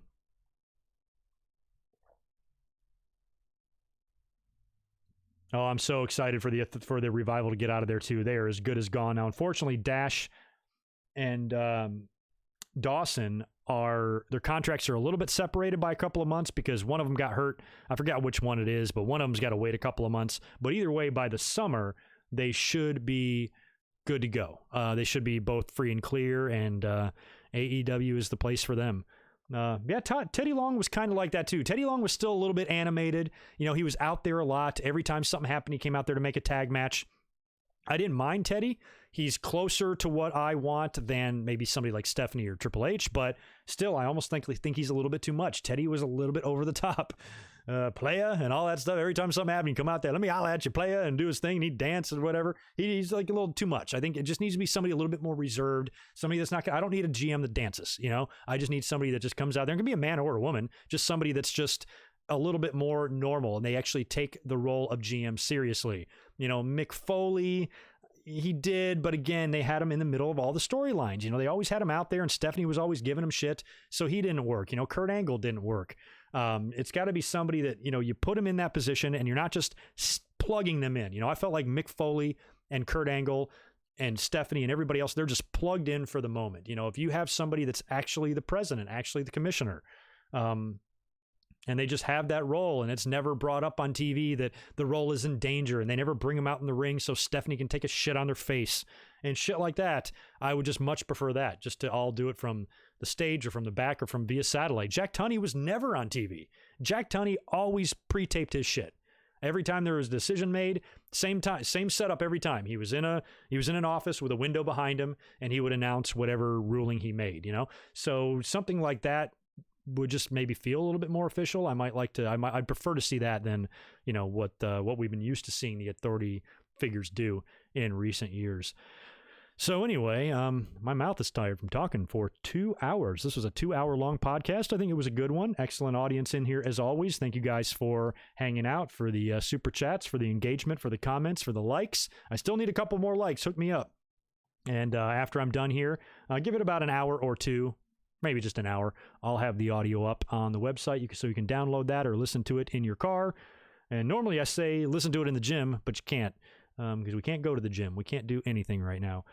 So once again, I want to thank you guys, and be sure to join me tomorrow night for a really fun WrestleMania-related podcast. We're going to talk about the WrestleManias during the new generation years, 94, 95, and 96. WrestleMania 10, 11, 12. I have fond memories of all of these shows. We'll do a casual review of them, not talk about everything, just talk about the important stuff. We'll talk about what was going on in wrestling during that time, and just have a fun little chit-chat here tomorrow night. That's going to be going live at 8 p.m. Eastern, 5 p.m. Pacific here on the West Coast. So that's a wrap for me. Thanks for joining in again on this Winged Eagle podcast. Like I said at the beginning of the show, whatever your situation is, take care. I wish you all the best. We'll all get through this together, and luckily until then, we've all got each other. So you guys have a great rest of your night, and I will catch you tomorrow for a New Generation podcast. Y'all be good. Peace.